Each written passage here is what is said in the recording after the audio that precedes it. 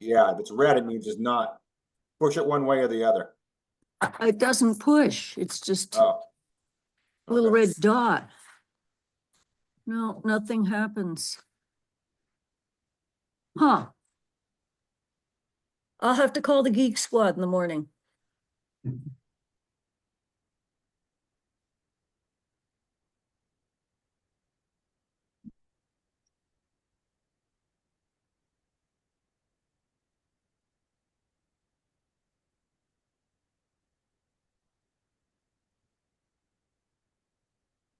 Hi, this is Barbara.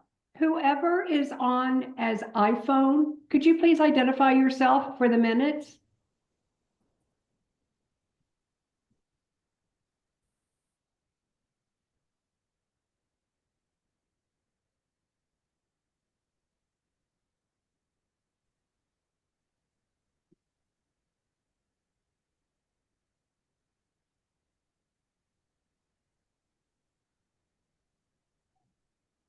All right.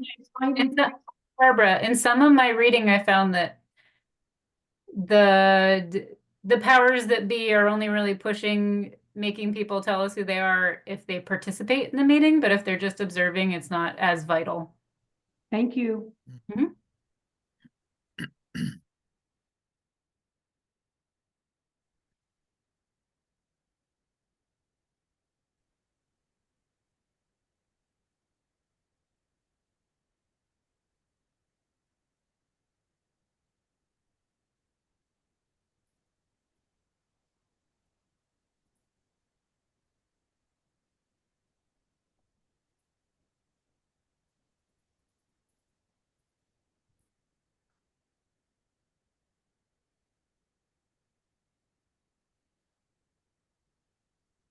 Kari, I know you spoke to Jordan this afternoon. I assume he's jumping on.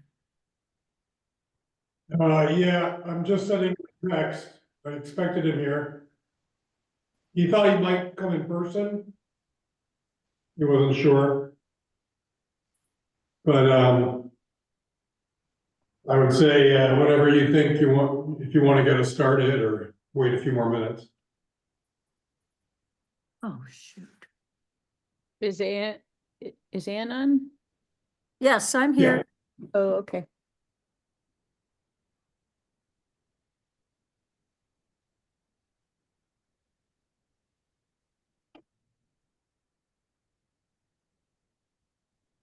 Guess we might as well get started on some administrative stuff. I don't think he'd complain about that and try and keep us on schedule. And hopefully he'll jump on soon. Is that okay with everybody? Yes. Okay, and we'll call the meeting to order at 6:03 p.m. Are there any additions or changes to the agenda? Jamie, I attended the Winooski Flood Resilience Roundtable on Wednesday, and so I thought I might just give a quick report on that, maybe at the end of the meeting when we've got reports going at 8:05. Okay. Sounds good to me. Thank you. Did everyone get a chance to look at the meeting minutes from November 25th? Does anybody have any changes or comments on them? If not, does somebody want to move to approve them? So moved.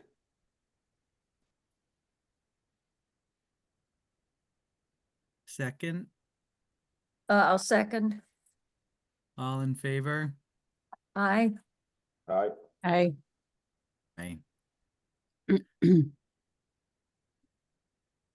Okay, same with the board orders. Did everybody get a chance to look at those? Any questions for Kari?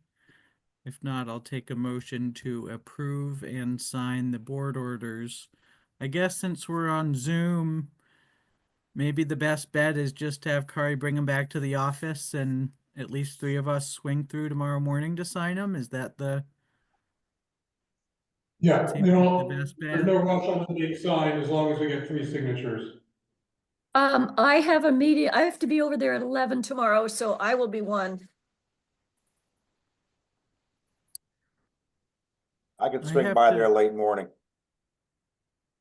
I can swing through in the morning because I have to pick up the check for Larry anyway. So we can all sign them tomorrow. Does somebody want to So moved. move? Second, All those in favor? I, Aye. Great. Vote on whether to mail town meeting ballots to all active, non-challenged Calais voters. I move we do it. But we do that every year, right? No, we don't do it every time. It's, oh, where are my notes? It costs about, or last year it cost about $770 to print the ballots. Well, there's kind of two different questions. Are we going to use the tabulator? I think, and we decided, oh my goodness, I'm blanking. Barbara, did we decide to use the tabulator at the BCA meeting? Or some of you were there too. I thought we decided not to because it was more expensive. So we're not going to use the tabulator, which means we're probably going to, well, so then we have to decide if we're going to print the ballots or we're going to have LHS print them. If LHS prints them, it costs about $770. Plus we either pay to ship them all, we pay for the mailing, or if the school also mails ballots, we pay half the cost of mailing them all together. So those are kind of the finances associated with it. There's no big ticket items on the ballot. I don't think we need to mail them to everybody, but I'm not against mailing them to everybody. Didn't we budget for it, Tegan? We do every year just in case, because it's better to have it than not to have it. But I also don't know if we're going to be having other votes later this year that we might want to save that budgeting for, given the town plan and zoning reg situation. This is Barbara. So just the cost of postage is almost $1,200. Plus the cost of the printing of the ballots. If we have to print 1,400 ballots for all the registered voters, when in reality, about a third of the voters are the only ones who vote. 2/3 of those ballots would be thrown away and it would be wasted printing and postage. Did this all school districts last year vote to mail the school ones? Do you remember? Every year for the last few years, there's Daniel nodding his head. Yeah, the WCUSD really prefers to mail them to everybody, and usually that passes. Do we have to decide tonight? Because it seems to me we should mail them all, assuming the Calais school ones get mailed, but maybe Well, not if the Calais ones don't. And we received a request from them to mail the school ballots, That's why right? Daniel's got his hand Yeah, raised. Daniel's got his hands up. You can speak to that, Daniel. Okay. Good evening. Thanks for letting me intrude. Yes, so we wanted to formally request that you allow all non-registered, non-challenged registered voters be mailed a ballot.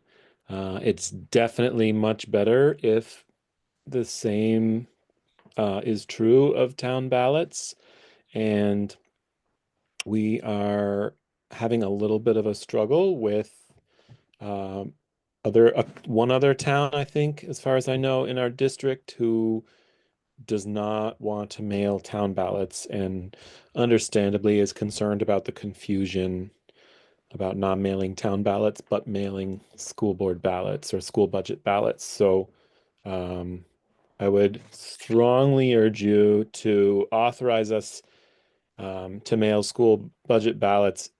And also, I would just say that it's not entirely absolutely true that that will end up being the case if we can't get all 5 towns on board. Do we have to decide this on the town ballot tonight? Can we authorize the school one and then sort of authorize, we'll do the town one as long as the school one either also gets mailed? Is I there, believe. Go ahead, Barbara. is there a reason why the select board's not ready to make that decision tonight?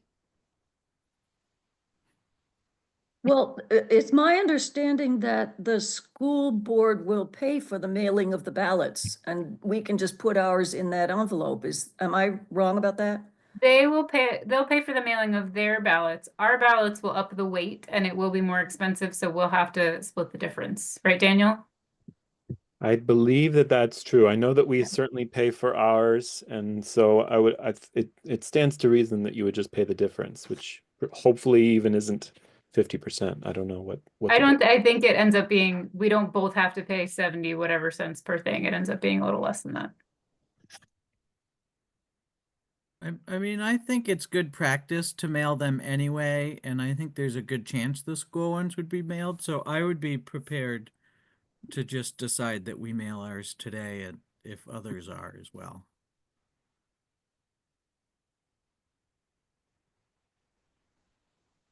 Mailing them brings in more votes, I assume.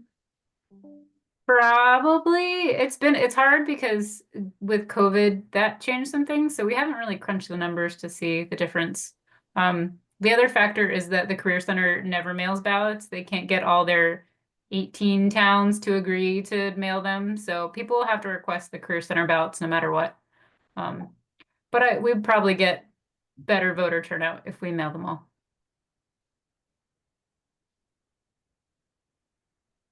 Thank you. Would anybody like to make a motion to? I think I did already, but it wasn't Oh, seconded. yes. Does anybody like to second the motion? I will second Ann's motion. All in favor of mailing town Can I meeting interrupt? ballot? What, is this the motion about the town or the school? The town. The Thank you. town meeting ballots to all active, non-challenged Calais voters. All those in favor? Aye. Aye. Aye. Hey, Jordan. Hi, Jordan. Sorry for the delay. Thanks, Jamie. You're all Took good. an hour, Jordan. 8 minutes to get from there. It was, yeah. Yeah, you were right. It is icy out there. Can I clarify? Did that pass 5-0? Yes. Thank you. Jordan, do you want to take the baton?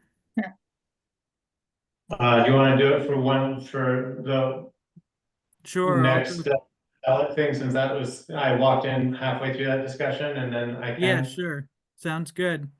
So the next item is vote to allow the Washington Central Unified Union School District to distribute ballots for their annual meeting via the USPS to all active, non-challenged Calais voters. When we heard from Daniel on that and discussed a little, does anyone want to discuss further or make a motion? I move that we allow this.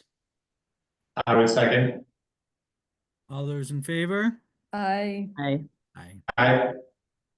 Bill, Thank you, did you vote? Thank you. Thanks, Daniel. I think that was 5 in favor.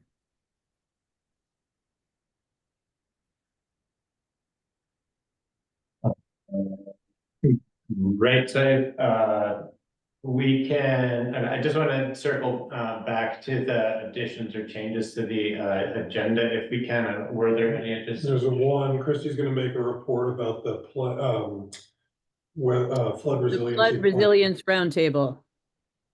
Okay, and Yeah. okay, perfect. And so I wanted to, at the end of this meeting, we have an executive session scheduled to talk about a land purchase that we're all fairly attuned to. I propose that we maybe table that until the next meeting, just because I think it's going to be a little challenging to do that by Zoom and get good feedback. And also, I have a meeting scheduled later this week with a state agency that could kind of inform that opinion, and I want to include that. So if everybody is comfortable with that, I'd like to table that executive session and topic. Does that sound good? Works Yes. for me. Okay, thank you. Right, so appointment of Tegan as ethics liaison to the State Ethics Commission per Act 171, Section 24 VSA 1995-E. So a little background on this. We, as many of you may know, Act 171 is a new piece of state legislation related to ethics standards and practices for municipalities, state agencies, and those serving in those capacities, and elected officials. That's a very lay summarization of what Act 171 is. It's a fairly comprehensive 70, or I think it's a 54-page statute that's relatively new. Anyway, there is a requirement to have a town official appointed to that liaison position, who acts as at the moment as kind of the owner of ethics policies to a certain extent, and helping making sure that the town is staying in compliance with the new Act 171. Based on VLTC's recommendation, there seems to be kind of a hierarchy and preference in how that person is appointed, or who that individual is. It seems that they would prefer that to be like an employee of the town. We have very few, and plates are full. And I kind of thought it would be nice to propose that we had Tegan serve in that capacity, because that could present kind of some autonomy to the position, should there be concerns about ethics and ethical operation, as opposed to, you know, Kari as town administrator, or somebody else who is a direct report of the select board. Second to a town employee, there would be likely a member of the select board who would be appointed to that particular position. Anyway, long story short, Tegan has the time, has been doing a lot of work with town policy, is not directly accountable to the select board, and we need to appoint somebody before the end of this year.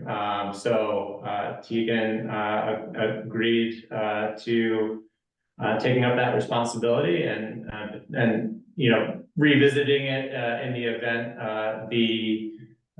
the role grows to the point where it's untenable or inappropriate. So does anybody have any questions?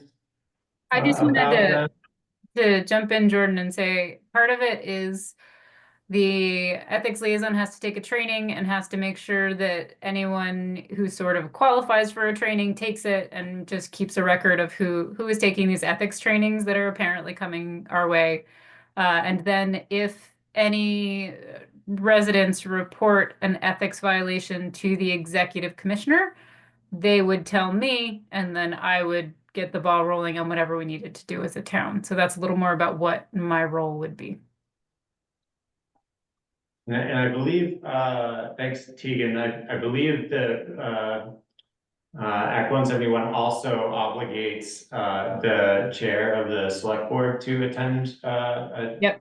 training and ethics training. And last this came up, we thought that it not only would be appropriate and required, but like the chair of the select board, as well as Kari, likely would take that training as well, and Tegan. So that gives us some pretty good coverage, and making sure that we are up to date on all of our practices and policies. So unless anybody has any other questions or comments, I would entertain a motion to appoint Tegan as the ethics liaison to the State Ethics Commission per Act 171, Section 24 VSA 1995B. So moved. Thank you, Tegan. Yeah, thank you, Tegan. I heard that part about you had time, maybe not time, but you're willing to do it anyway. So I will second the motion. All those in favor? Aye. I, Aye. Any opposed? Nope. Okay, it looks like that was a unanimous vote. Thank you, everyone. And the last agenda item for administrative items is the appointment of Barbara McAndrews to the Social Services Appropriation Advisory Committee. So Barbara had expressed an interest in serving in this capacity. There are only a handful of members on that committee at the moment, and they're scheduled to meet Tuesday, I believe. So we wanted to put this on the agenda to get another community member represented in that discussion. So anybody have any questions or comments on that particular appointment? I move we appoint Barbara McAndrew to the Social Services Committee. I will second that. Thank you, everyone. All those in favor? I, Aye. Aye. And any opposed? Like it. All right, thank you. That was also a unanimous vote. So I'm moving on to a public comment. We have 15 minutes for public comment, and I see that Dot is looking to speak. So Dot, I'd like to give you the opportunity to do that. Is there anybody else in the public who would like to speak to anything that is not currently on the agenda? Don't know that there's anybody else except for iPhone. I'm not sure who that is. iPhone is Rose. Oh, okay, there's Rose. Well, that is, the 15 minutes are yours, but if you could keep comments succinct, we'll try to get those registered. Yeah, I don't need that time, but thank you. I'm Dot Helling. I'm from Adamant. I'm here to talk about the rules of procedure for the select board and the conflict of interest policy that the town has. I believe both need to be reviewed, amended, updated. I don't know if you have anything in the works to do that. I know you had talked about a change in the time for your meeting, but in my view, there are some substantive things that might want to be reviewed and updated with a focus on clarity and inclusiveness. And so my question is, are you going to put that on your agenda? That's a fair question. So the purpose of changing the timing was mostly just an administrative kind of scheduling thing. So we weren't really looking at taking up more comprehensive changes to the rules and procedures. And in large part, the reason that we haven't been doing that is because we've been waiting for further guidance on the Act 171 and what would be our obligations and appropriate. And that is still kind of trickling out. So, yeah. Well, I can point to two matters in the rules of procedure for the select board. There is no section that addresses executive session, which given what happened this spring, I think is pretty important. And the conflict of interest policy is not incorporated into your rules, nor does it talk really clearly about perceived versus actual conflict. Because conflict of interest, as you probably all know, is not just pecuniary. It goes way beyond that. So I think both the rules and that policy really need to be reviewed. And you should appoint a committee to do that. Okay, I appreciate that feedback, and we can put that on a future agenda for discussion. Well, I've asked for this since the spring in a roundabout way. In part, with all of that business that was going on with the DRB. So I would hope it wouldn't be kicked down the road even further. Thank you. Well, I can't make any promises about when specifically that's going to happen. Right now, we're looking at a pretty tight schedule, trying to wrap up budget preparations. But so I can't commit to anything before the end of the year, certainly. But as the budgetary work concludes, I think there would be time for us to add that after the new year. That's fair. I mean, even if you committed to doing something in the spring, at least to have it, on your agenda and on your future,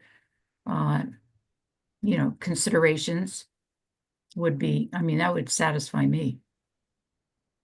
Well, message well received. I hear what you're saying, and I am by no means trying to blow this off or kick it down the road or any of that. I think we just need to really try to work it into the schedule in a time frame where we can give it due consideration. And that's kind of where we're at this point. And knowing that Act 71 guidance has been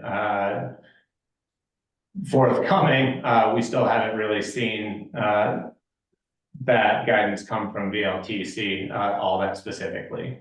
So we've been kind of waiting a little bit from them, and I'm actually a little surprised that that we haven't had anything more comprehensive recommended. So it seems to me that at the very least, at the first meeting after town meeting, we'd be readopting them as the new select board anyway. So we should, at the very least, in preparation for that, have some discussions before then, and maybe a subcommittee to work through them once we get through the busy Christmas January budget season. I think that's exactly right, Jamie. Yeah. Great, thank you. Okay, thanks, Todd. So if that concludes the public comment, then I'd like to move into the first meeting agenda item, which is the Mountain Tamer Snowmobile Club's annual request for access, I believe. Is that I right? don't know that anyone's here for that. Well, they seem to be To that? most adequately equipped to be dealing with today's weather. Irony. Drive their snow machines down there? Speaking on behalf of the Tamers. I could talk about it a little bit. I'm the treasurer. Ah, Okay. This happens every year. We ask the town for certain pieces of road to be used for trail or for access. And it's been happening for quite a while now. Yeah, it's only during the winter months, and hopefully we'll have snow.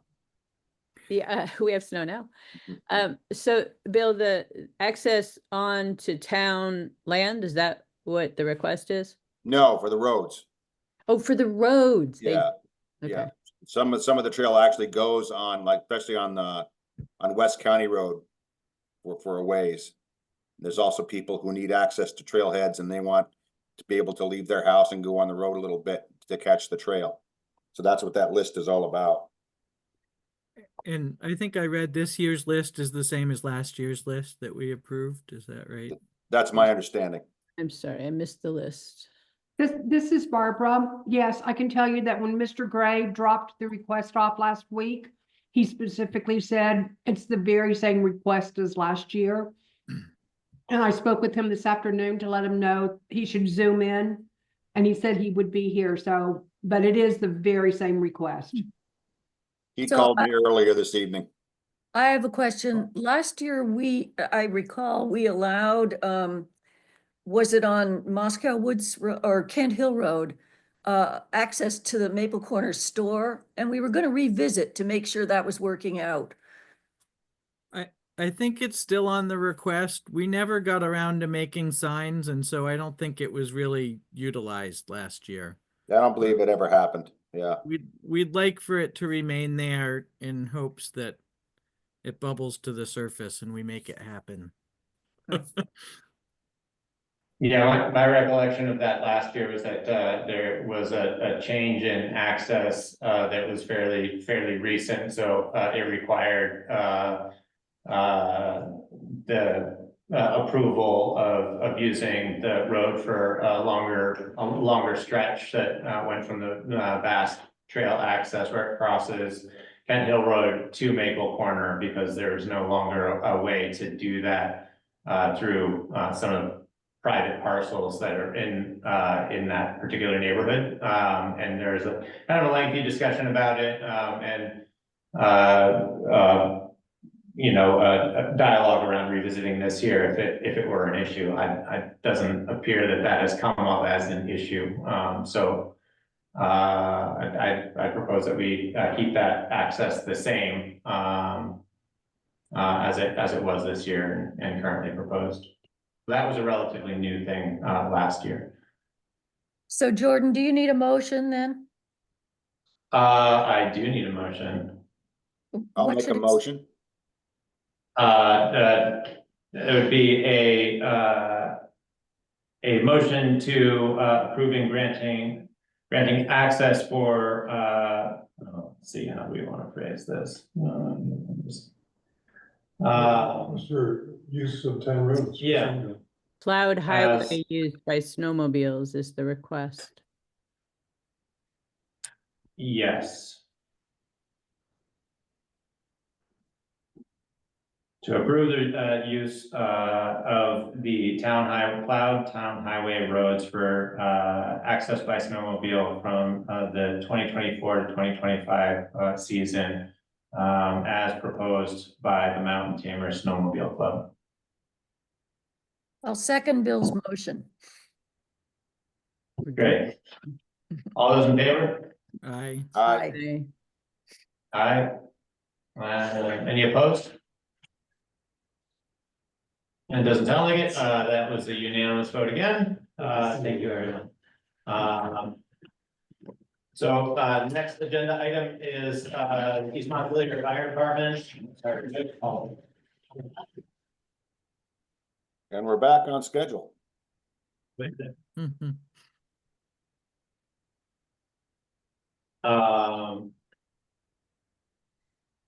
Welcome and thank you.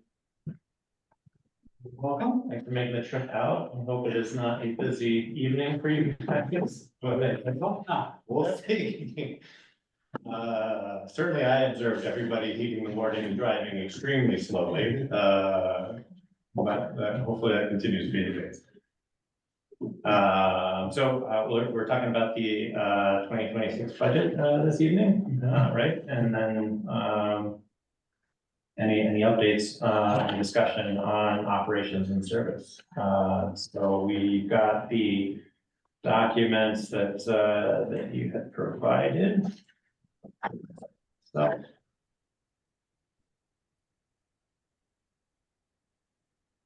And what makes the most sense for reviewing these? You want to kind of give a summary of the I can proposed? kind of give you a summary, basically. So this year, what we did, we've been going back and forth a couple times about splits with fire department and ambulance budget, and finally we came together and felt that it was necessary because ambulance never really took on any expenses of the building. The electricity was pretty much all on fire side. And especially with contracted towns that we contract with, we felt that they weren't helping to contribute to those expenses fairly either. So we took numerous lines and either broke them 1/3, 2/3, or 1/4, 3/4. It's random. We didn't want to go too aggressive too quick. But as you can see, in the total, we tried to level fund. We're close to level funding for New East Montpelier and, Calais. And we're in contract negotiations with Plainfield and Marshfield, with the intent of them seeing the increase because they're behind. They've been kind of frozen in time because of their incremental increases annually, but our increases have been triple, if not a little more, of their increases. So we're trying to catch them up, but also for them, that's a financial burden too, to take on. So we're seeing where that goes at this point, but we feel comfortable that this should work as planned.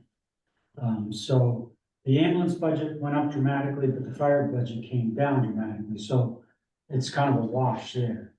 And then you could sit there and look at it and say, you still want 650,000. Yeah, that's true, but the ambulance side of it will get reimbursed by the two towns. So, it's kind of a net wash for Calais and East Montpelier, the way it's penned out on paper right now. We did add the paramedic intercepts to the budget for this year. So now all of our expenses that we incur as an ambulance service are now reflected in the budget. And with the increases to Marshfield and Plainfield, with those going through, which we hope they do, we reclaimed 15,000 there. Well, it wasn't 15, it's 14 and change that we contributed last year extra to offset the ambulance building. We took that back out of the budget. So that will then just go directly into capital. And the budget was designed with a 4% increase across the board. And we held it at 4%. But the bulk of that money is going to hopefully come from Marshfield and Plainfield.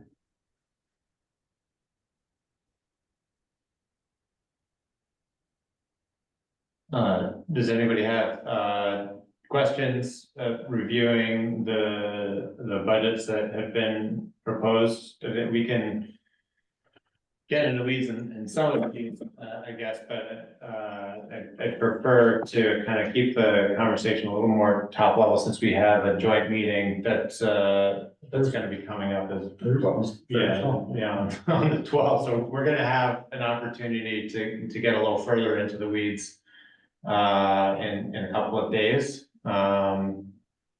if that makes sense. But I guess to kind of touch on any initial responses or questions, just so that we can kind of get ahead of that conversation a bit. I have a question. I can't figure out how to raise my hand here, so I guess I just have to shout. Can I ask a question? Yes, yes, please, Anne. So I know we've had this discussion before, but I just want to be clear. I was a little confused when I saw things like protective equipment in the capital plan. So what is our definition of what belongs in the capital? What's capital and what's operating? Well, the criteria that I use for capital is generally an item that is expected to last, I'd say a minimum of 5 years up to 10 years plus, and that's over like $1,000. So when I buy turnout gear for people now, I'm spending upwards of just pants and coat, no boots, no helmet, no gloves, no hood. Just those items alone are costing me about $4,000 to $5,000 a person. So if I get 3 new members and I got to outfit them, And that's just the Golden Pants. I'm gonna spend over 10 grand. And so that to me is a capital item. That part of it is capital, but the helmet, the boots and the gloves, I'm keeping that in the operating side, even though it has the longevity that would meet capital criteria. But I just felt like I would keep that in the operating budget. Okay, that's clear and sounds reasonable to me. Thank you. And while we're on the capital plan, am I reading this right? I don't see any new equipment proposed for the future. All I see is what we're gonna pay for the stuff we've already committed to. Do you have Right, do you have a plan that projects replacement costs? all I do is put in the dollar amount that we're authorized to spend. We historically haven't really prepared a capital budget, even though it's on my agenda to Mm, have a capital budget year by year of what I think I'm gonna need. But we haven't, that I'm aware of, ever really had one. It was just assumed that we could spend up to that 20,000 a year as we wish. So as long as what we planned on buying that year for capital stayed under 20, we could just go and get it when we wanted, how we wanted. And then if it was a big ticket item, we would come before the boards and say, hey, I'm looking for a new, let's say, turnout gear washer, and that's gonna cost me 35,000. And can we go ahead and buy that? The 20, you're referring to the contingency, but. No, there's, every year we're authorized to spend up to, and 20. up, and then hopefully the next interlocal it goes to 40. Because 20,000 doesn't buy what it used to buy Yeah. 20 years ago. When that number was created, 15 years ago. Hmm. Does that Okay. make sense? Yeah, yes, thank you. I'm glad to hear that you're gonna work on it, though. You know, have a plan, what do you call it, a capital budget as opposed to a capital program? When you Yeah. project the new equipment, it'd be nice to see that sometime in the future. Thank you.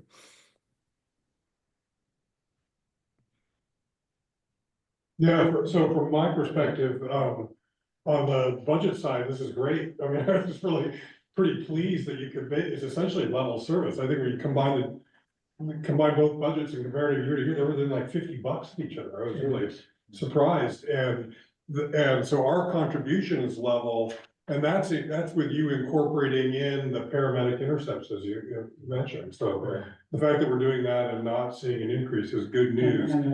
But truthfully, the wild card is selling Marshfield and Plainfield. Yeah, well, it sounds like you're gonna take on that. Yeah. That Yeah. risk, I guess, is what it is.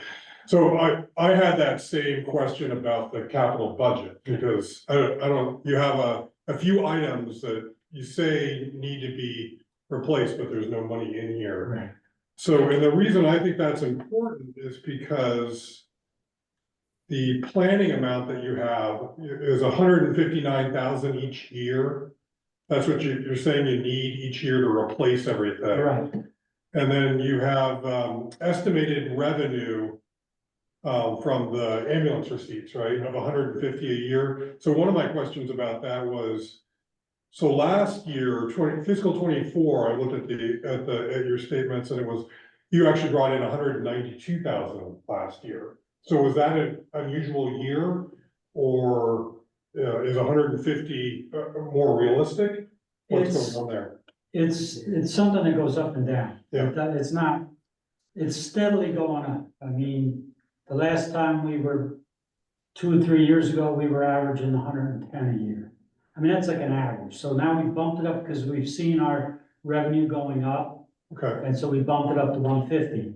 But I don't have a crystal ball to know what I'm gonna bring in next year. Okay. And I'd rather be conservative, not try and develop a thought of, oh, we're getting 200 a year, so now I can go out and buy another fire truck tomorrow, because I know I got 2 years to pay it off. Okay. Yeah.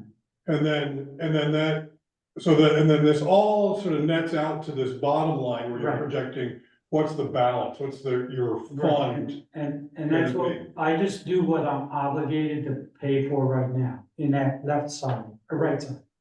So we only have 2 loans going, And the 40 grand, if that gets approved in the interlocal, that's the only thing that I'm obligated to pay for in my capital plan right now. Yeah. And then what we do is, let's say we want to buy a new pickup truck, because we need another pickup truck.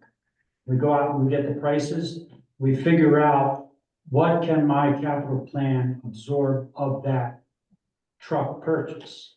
And then we can sit there and say, all right, well, we can pay for it cash. And then that'll become a deduction for that year right off the top. Or if we feel like, nah, if we pay cash for that truck, that brings my capital balance this year down to under 100. We don't want to go much below 100 to have that reserve for emergency. Then we'll say, okay, we'll pay 30 grand down and take a loan for the balance. Yeah. And then that loan amount will be plugged in there as an ongoing expense and deduct off for the next 5-7 Right. years. Right, and I am in total agreement with you making that decision based on what the situation is, but as far as this document being good for planning, I think it would be good to see if you know you're gonna have a truck in the upcoming years, what's the total value of that, and then we can see how it relates to what you're bringing in each year and then what. Problem is, if I were to put a truck in by its total value. Yeah. Or anything, I would zero out my capital fund in a couple of years. You know what I mean? Just because everything is so expensive, we don't generate enough revenue to be able to set money aside like a typical capital plan. You go out, you need, let's say, 4 million to make your capital plan work over the next 5 years. So you go and put a capital budget line item of saying, I need 750,000 for the next number of years. You add that up, you got your 4 million. We don't have that luxury. It's based on a number we really don't know. So I don't. Which number do you not know, the Revenue, receipts? yeah, receipt revenue, we don't know revenue, so we had one time, the old budget had all those numbers plugged in. And then we're looking at it like, oh, in 3 years, we're gonna be out of money because we got that fire truck coming due. And then I'm like, no, we won't buy anything now, because we're thinking we're not gonna have money in 5 years. So that's why I took all those future expenses out, and I thought that commits to what we have to spend, what we need. Because we are obligated to come up with those funds. Anything after that is, I call it fluff, in the sense of, we don't spend it foolishly, we really don't, because we know we gotta try and I don't keep coming to the select boards and saying, we need another 100,000 or another 200,000, but next new fire truck, if we do get another new one, that reality could happen. And we just did get an improvement of a jam with our rescue, ambulance 4 breaking down so much and going to the bad side enough where we found a good brand new ambulance that fell in place, that we didn't have to wait a long time for at a good price. And we purchased it, and we got the okay from you guys. So our capital plan is making ambulance payments right now for that one. So our 2 loans is our new fire truck and our new ambulance coming, so And we're doing well. as of, I think it was last year, I did not do it this year, but all the prices on the left side are fairly accurate from what I could get for estimates. So if you take that 400,000 or whatever for the one truck and see when, I can plug them in. If you'd rather see it that way, I can. Right? I would encourage you to do it, because that's how all this ties together. And if it changes from year to year, that's fine. That's part of the planning process, I think. The last thing I wanted to point out is, if you look at this bottom line, which is the reserve, the total amount. So it says for 25 that you have 153,000, but when I look at the audit, you actually have 248,000. So I went based off of my financials, the sheets I get every month, the July or June 30th, the amount that the bank was in the bank account was that amount. That's Maybe I'm misreading the statement. I don't know where. I was just looking at your, the balance sheet that you provide, maybe it says capital equity, 248, I don't know if that's like So I pulled it off the top, cash. the top one, that's where I get it from. Because equity, I think, includes the value of my equipment, Oh, okay, plus the money in the bank. It's all I think it's the total. I see. So the top is what's in my accounts. If you look at their bank account balances. So capital says what it says, and then I plug that amount in. Okay. That's how I do it. Maybe I'm misreading the form myself. I don't know. But I think equity. NSB capital says 217,825, so anyway, Yeah, that's something we can take a look at, and seems like it should tie somewhere.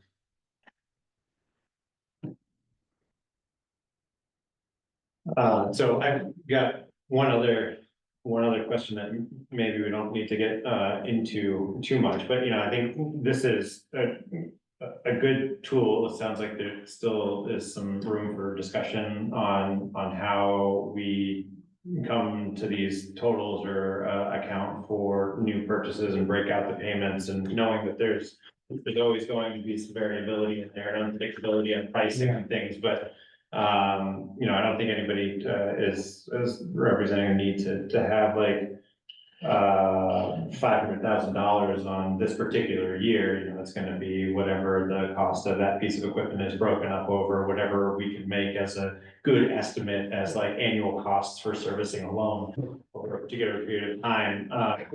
Get line of sight on the planning side of things. So that, I mean, we're pretty used to looking at documents that that look like that and help kind of level out costs, or at least anticipated costs to taxpayers, and then also gives the department the autonomy that it needs to make a good decision with the budget that's been well defined. And I worked with that kind of a capital plan too, but that's when we would ask for the money. See, I would project I need to buy a new fire truck in 2 years and it's gonna cost me $800,000.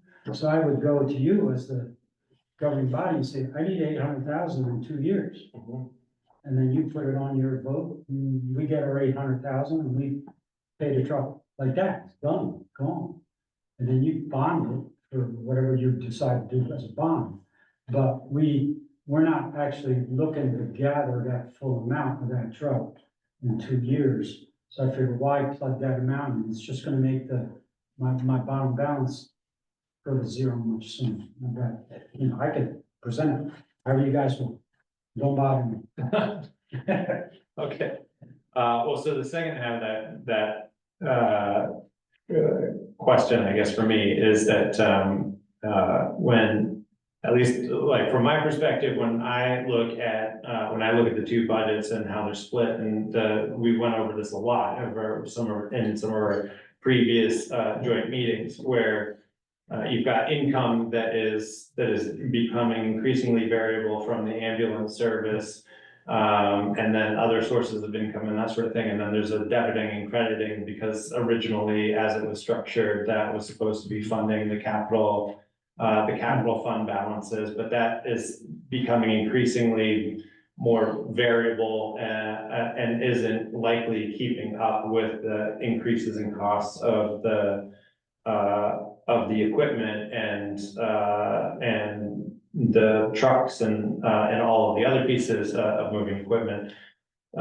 So I guess I'm wondering if for transparency reasons, would you guys be interested, or would you be willing to take a look at how the budgets are structured, so that we're not looking at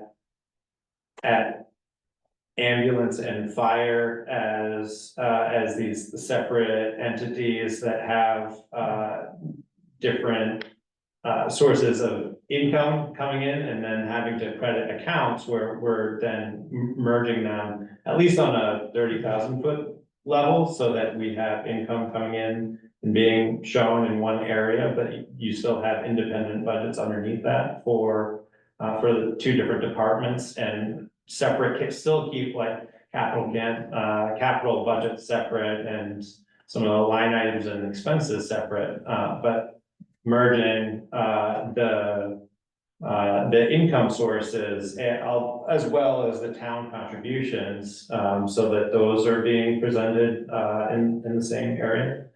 Well, the thing right now, the way it is that, you know, all our income that comes in from the ambulance, it goes to two places, and that's all it goes to, is either capital or contingency. And for the past 2 years, knock on this plastic, that's what, Yeah. I've been able to stay within my budget, not go over budget, and not tap into contingency. Yeah. And so all the money's going right into capital, and that's where that money goes. Prior to that, ambulance income was paying for paramedic intercepts, was paying for, ambulance billing. And there was something else we used to pay for a while. I think it might have been originally a defibrillator loan payment. Yes. All that got taken off the top of our ambulance revenue. And then it got split between, capital and contingency. And my feeling is none of that stuff should be paid for ahead of time on paper. Now, if you guys want to make the argument to take a certain amount of capital of our money that we earn from ambulance billing and put it towards the operational budget, I'm not happy about it. When we did it last year, it started at 15, it went down to 0 because they thought it wasn't right, that money should go towards capital because, you know, it's just buying the equipment we need. And then it went back up to 15, and then last year it shot up to 30. And this year, it's gonna hopefully go back down closer to 15, but that's contingent on our budgets passing. And if not, we might end up wiping out our contingency fund to help cover shortages if we can't negotiate the contracts we want and the budgets fail somewhere, you know, we don't know what's gonna happen. What's your timeline for those contract negotiations?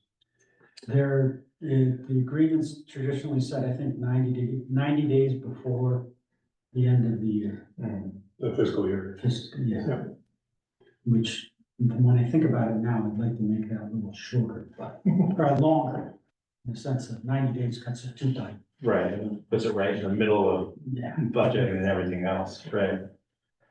But I'm willing to look at what you're thinking, or just run through a draft scenario, of what you're thinking. Explain it to me. You know, Well, we talked about once going to one single budget, but then the problem is because we contract the ambulance separately with other towns, how do you then make that budget clear to them when all of a sudden they look at the fuel bill for a vehicle at, you know, 100,000 when 30 of it's fire trucks and the other 70 is ambulance. These are just random numbers, and, you know.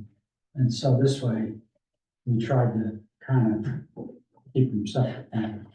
Yeah, I just, and again, I don't have nearly the context of other people in the Yeah. community and. but- Income streams there are, it's ambulance revenues are other than what the towns give us in the operating budget.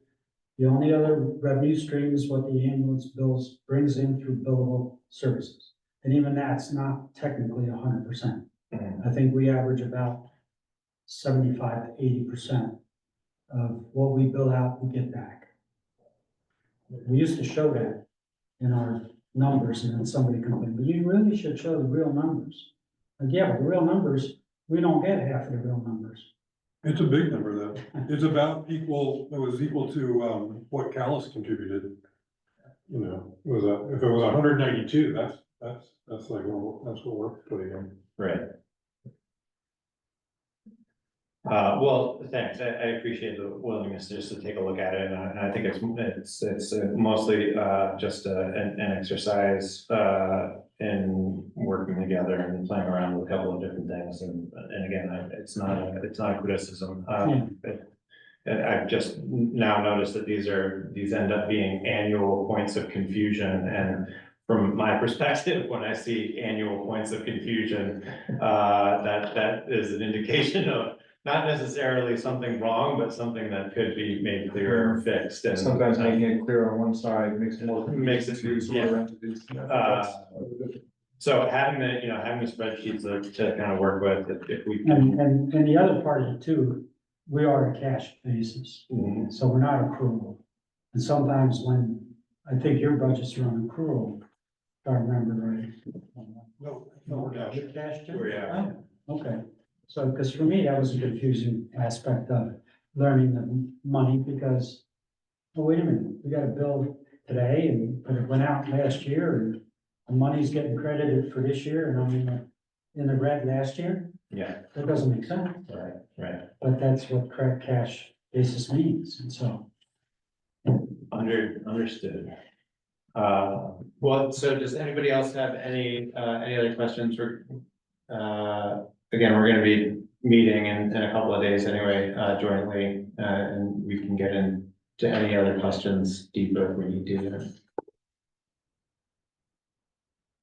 Kari, do you have any other I'm good. things that we need? Okay. We'll return to this on Thursday, right? Yeah, return to it. Thanks for getting everything over to us. We'll get the numbers plugged into our budget and have a chat on Thursday.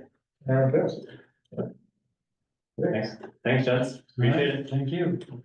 Have a safe evening. One question, Yeah. does our budget go into your general?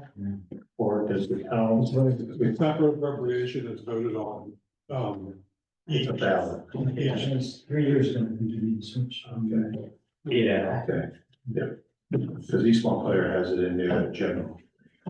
You guys have it, okay, separate. because that leaves us in a hanging point when people approve the town budget, they don't approve the ambulance, We know. Yeah, okay. So far, it hasn't been an issue. It's an item that was inherited by this current admin. We continue to have dialogue about approaching it differently, but it's hard to break the change. But yeah, at the moment, it's listed as separate. Yeah, good, thank you. Thank you. See you later, Cerrutis and the rest of the boards.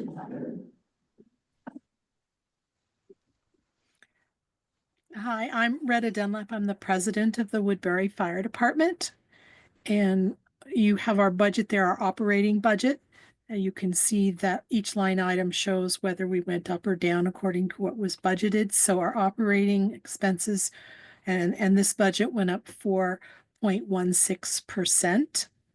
But we have our capital replacement fund and the truck replacement fund went down, which means it's level funded. Basically, it's a 0.06% increase to Calais. And the other two documents, there's a memo there. If you're putting this in your budget, there's the memo about that. Or if you're doing articles on this, these appropriations, we wrote that out as well. And there's a paragraph at the bottom of both of those explaining, how the operating expenses went up, but because we adjusted the truck replacement fund downward, it's pretty much level spending. That's any questions. And if you need real detail here on how things were spent, that would be what Paul would need to answer.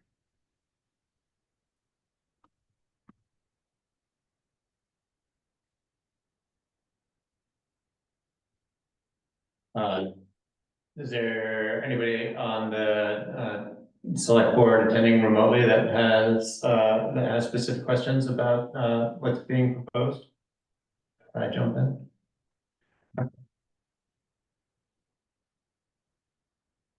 No? Well, thank you. I mean, I think that is that's pretty commendable to see that degree of level funding, especially considering the ambitious plans that the department has for the immediate future, and appreciate that effort to keep that consistent.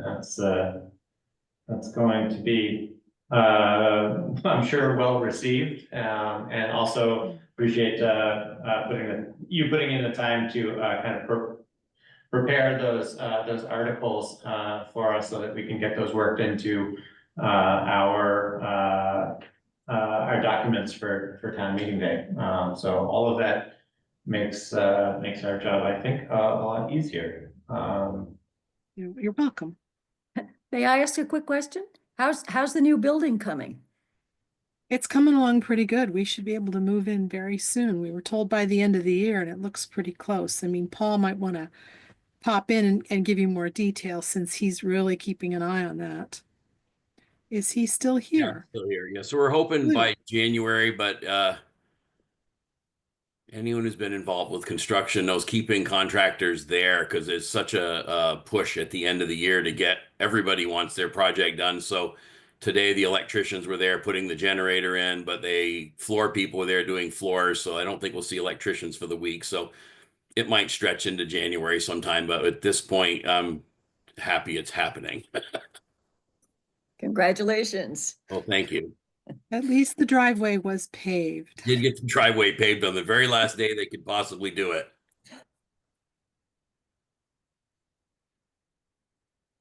One question, just speaking as the treasurer, and I've only done this for 1 year, but making that, those two payments, the first operational payment, operating expense payment, and what's the other one? The truck replacement fund, right at the beginning of the fiscal year, when our cash is about its lowest point, that's kind of challenging.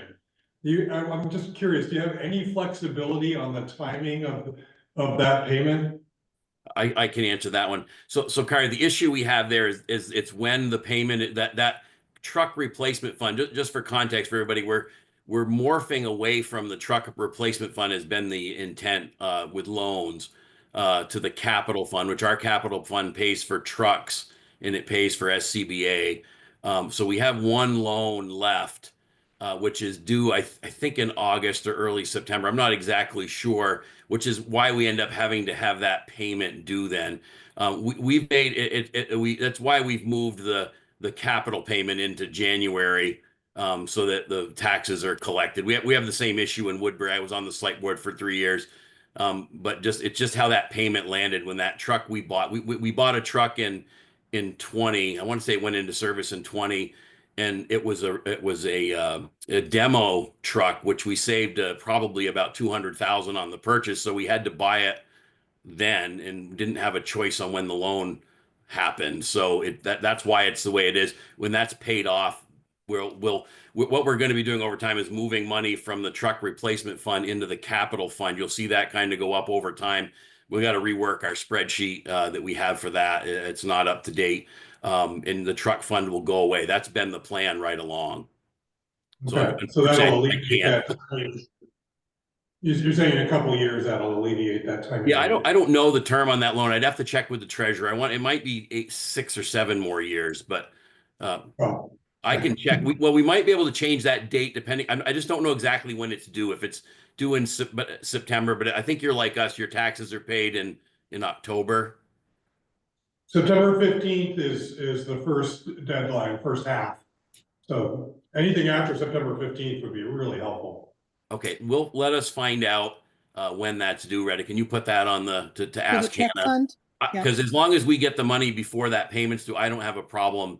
Because last year we paid off engine 4, which was due in July, and we paid off the pickup, which was due in August.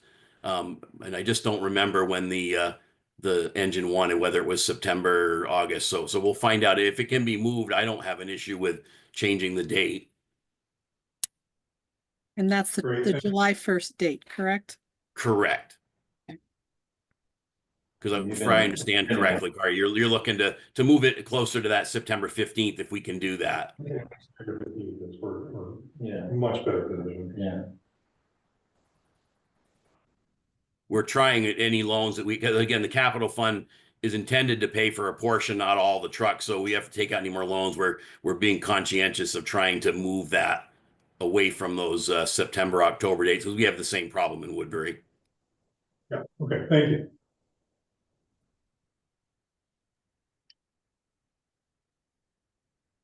I don't have any additional, that seems all very straightforward, and I appreciate you guys taking a look at that and and maybe massaging that a little bit in the next, in the next month or so, maybe just so that we can account for that kind of flexibility, I guess, in the language, right? We wouldn't Yeah, necessarily. if they can, if they can't, Yeah, we'll if you figure can, it yeah, out. obviously, that's the limitation, but, seems like even if, I don't know, if we could break it into, installments or something, it would just be, we're anticipating a pretty challenging fiscal 2026, on the town's end, so, anything to make that a little easier, could be pretty beneficial to us. Okay. Because again, we have a one time a year payment, 30-some thousand dollars on that truck due on a particular date, and I just don't remember what the date is. Okay. Well, thank you. Thank you. I don't think we have any other questions. Thanks for getting the material in for us to discuss. And Kari will follow up with you if any other questions come up. Okay, and you're going to put those, the articles of what we're dealing with, they'll be on the floor for town meeting, correct? That's right, yeah. Excellent, thank you. Does anybody else have any other questions? I don't think so. Great. Well, thanks again, and we're gonna move on to the next agenda item. Thank the board for their time. Thank you. We appreciate it. Have a safe night. You as well. Hmm. So the next agenda item is the town plan. We're going to discuss with the planning commission the timeline for updating the town plan and our options. Jared has just jumped on, so I will turn it over to Jared. You're on mute. Yep. Thanks, Jordan. So I took to Planning Commission this past week a couple of two options on the possible ways forward to be as expeditious and yet as thorough with this as possible. And I don't know if you have seen it, but I sent Kari a document that kind of lays out what we're looking at in terms of the timeline. Kari's gonna share. Thank you, that. Kari. Sure. So here's what it looks like. I will tell you that the commission wants to move forward with doing the new plan fully with the exception of natural resources. They feel like a lot of work has been done and that work will be ready, and that going forward with that will actually be less work than trying to comb through the 2016 one and make sure that anything statutory is included. And so they felt like this was actually the easier path forward. So the proposal here is that we would move forward with the plan to adopt the new town plan, and it would get us to April, and when we could then approve the town plan, and then on our end, Planning Commission get started on the natural resources section, and then work to amend the plan to then include that new natural resources section. So going by the statutory requirements of warnings for public meetings, this is what we think would work when it comes to how we can get this done. So we, as the Planning Commission, would finalize the plan on January 7th. So we would then say, okay, we finalized it. We've got it to the point where we want it to be. Again, except for the exception of natural resources. Then January 10th, we would submit that to the adjacent towns and different ones. We can submit it to CVRPC, but without their comments going forward. We do have their tool the tool that they use to check against, to make sure all the parts are there. So we will be using that as we go forward to make sure that all of those parts are there. But they will have a copy of it. Go ahead. Jared, just to clarify, you said without their comment, we'll be moving forward without CEV? Yes, we can move forward without their comment.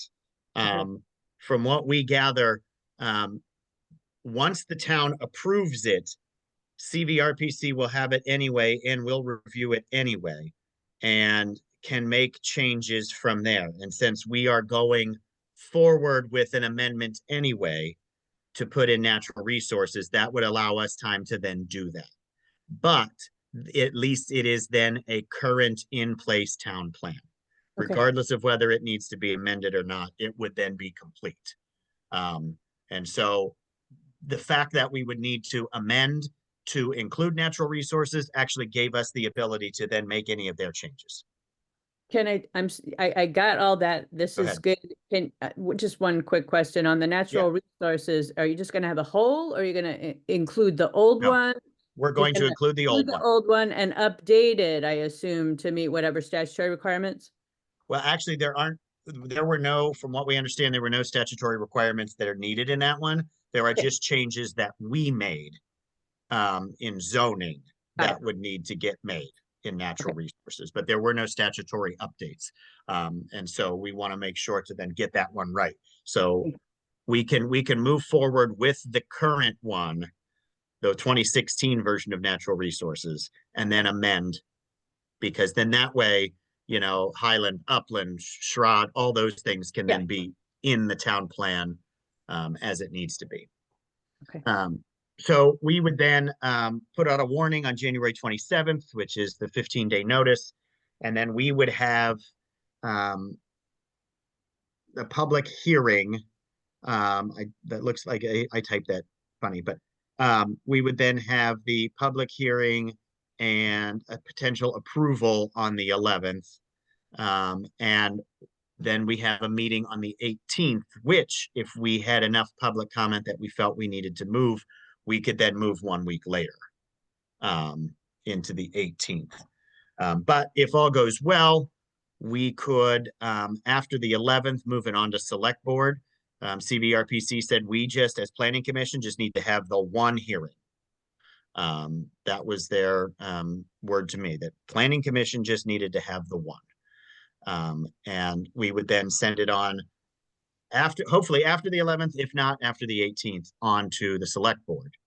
Now you'll see in here what I've done is because there was some concern last time, last select board when I was there, about making sure that there were public hearings for the zoning regulations. And so what I tried to build into here, things can change. You guys can give me some feedback if you want, but was to have that's a regularly scheduled planning commission meeting on the 18th. What we would do is make it a meeting about zoning regulations in case there were any comments, and just to leave that up to the public. That seemed to be a concern last time at select board, so we wanted to make sure that that existed. We can, because we put 2 meetings on here for zoning. That's on the 18th and on March 4th. Again, that gives us time if we needed to make any changes to the draft before it goes to you guys. So we could do the 18th, have a zoning regulations meeting.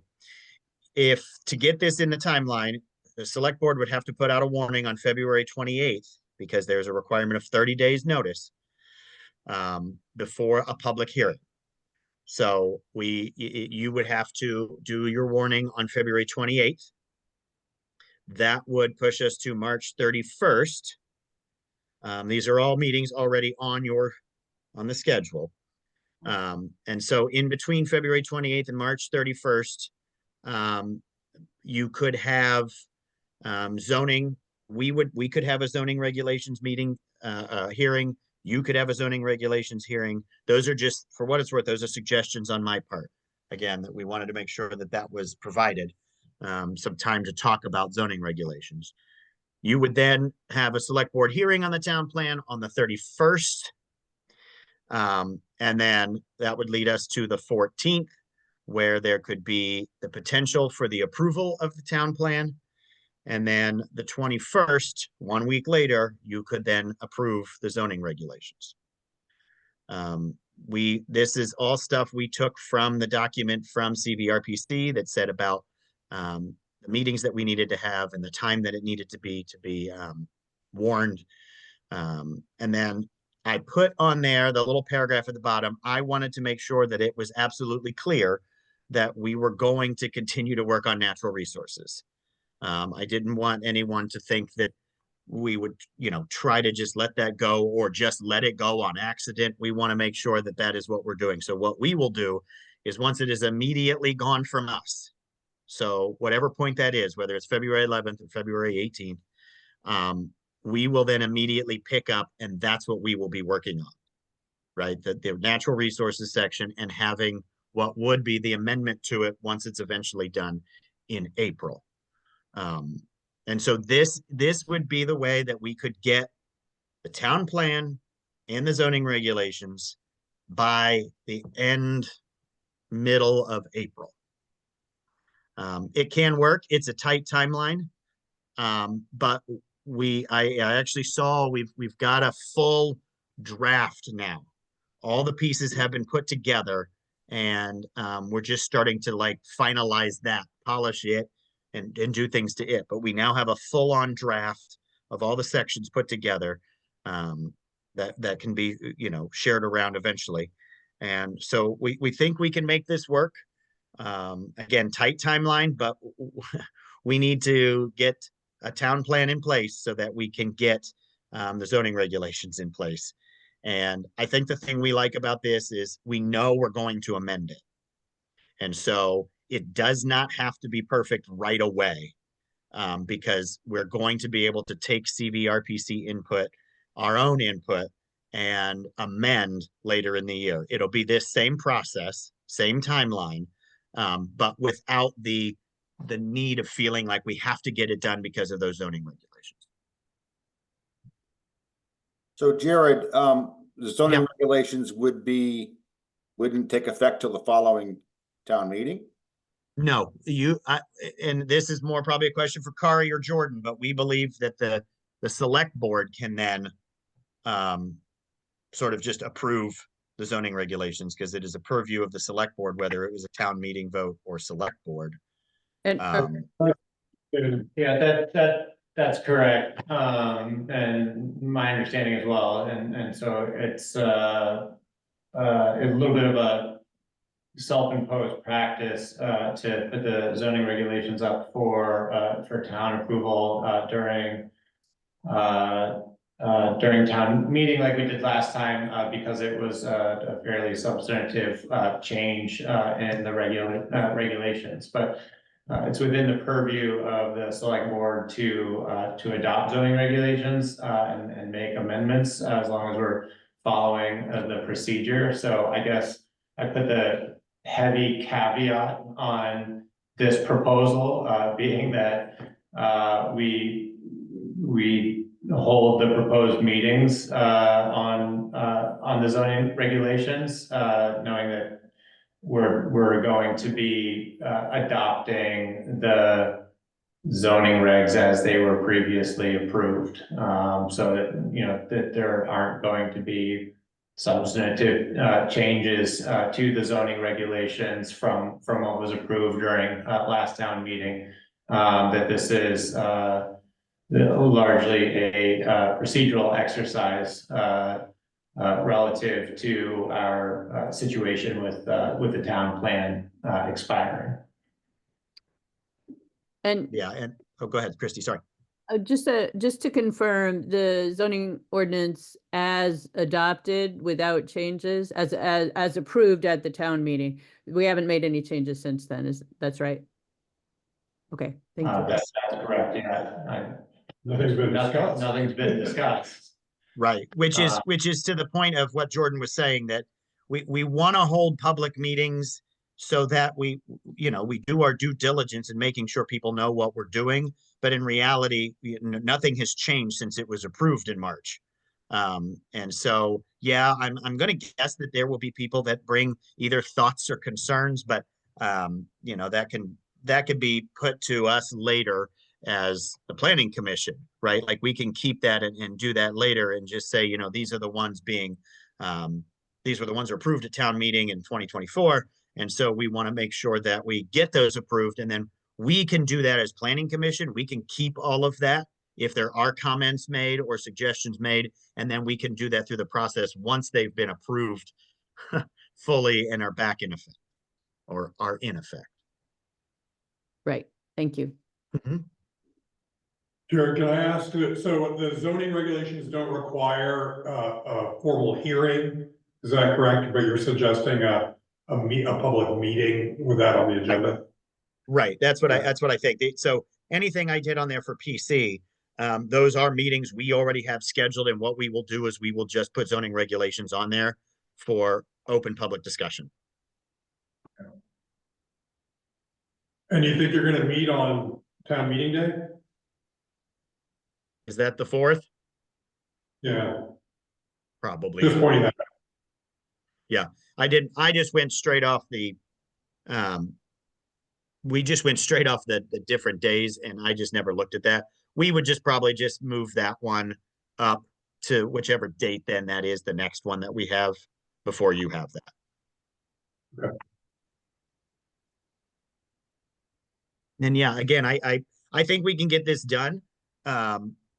It'll be tight, and I tried to keep it so that at first I was going to do like a meeting on a Tuesday and then a meeting on a Thursday, but at some point I thought there's only so much that we can do anyway because of that 30 days, the 15 days. So there was no point in trying to shove, you know, 2 meetings in a week. Like it all fits still within that time frame. And so I think this can work. I've talked to CVRPC a couple of times now. I think they have given me the, yeah, this would work, stamp of approval. And so I think we can get this done. I think it gets us to where we need to be, not necessarily where we want to be, but where we need to be. And it gives us ample public hearing time so that we are giving people the ability to give us input as it's seen, but allows us to move forward, take that input and do it later in the process if necessary. Well, thanks. I appreciate the input from the planning commission on this and all the effort and trying to lay this out. I think we, unless there are specific concerns or conflicts, I think this is what we need to do to try to get this moved forward as efficiently as possible, but also you know, providing adequate time for public comment.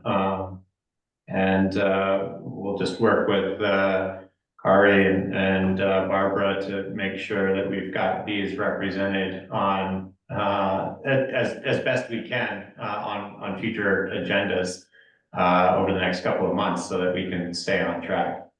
Yeah, and I would ask that Kari and Barbara both take a look at my dates, because like Kari just looked at, that's not stuff I was looking at, right? Like you would think town meeting would be like a glaring example of one of those that I just didn't catch, but to look at those dates too and just make sure everything works out. The only ones that are necessary in terms of where they are right now on that calendar is that January 27th and the February 28th. Those are the ones required because of the warning times. Other than that, we can move if we need to within some of those, but in order to get to that April 14th date, it's got to be the January 7th warning and the February 28th warning. Other than that, Kari, if you find something or if Barbara finds something in those dates, we can be flexible to make them work if we need to be.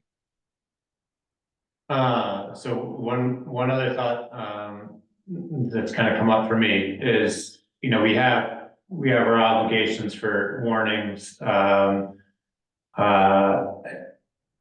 these various meetings and steps. I'm wondering if we can communicate what the temperature of the room is here on doing like a front porch forum post, that kind of outlines this timeline, with a summary of this is why we're doing it this way, and this is why you're going to be seeing, these warnings. You know, even over the last couple of weeks, it seems like the only two things substantially impacted are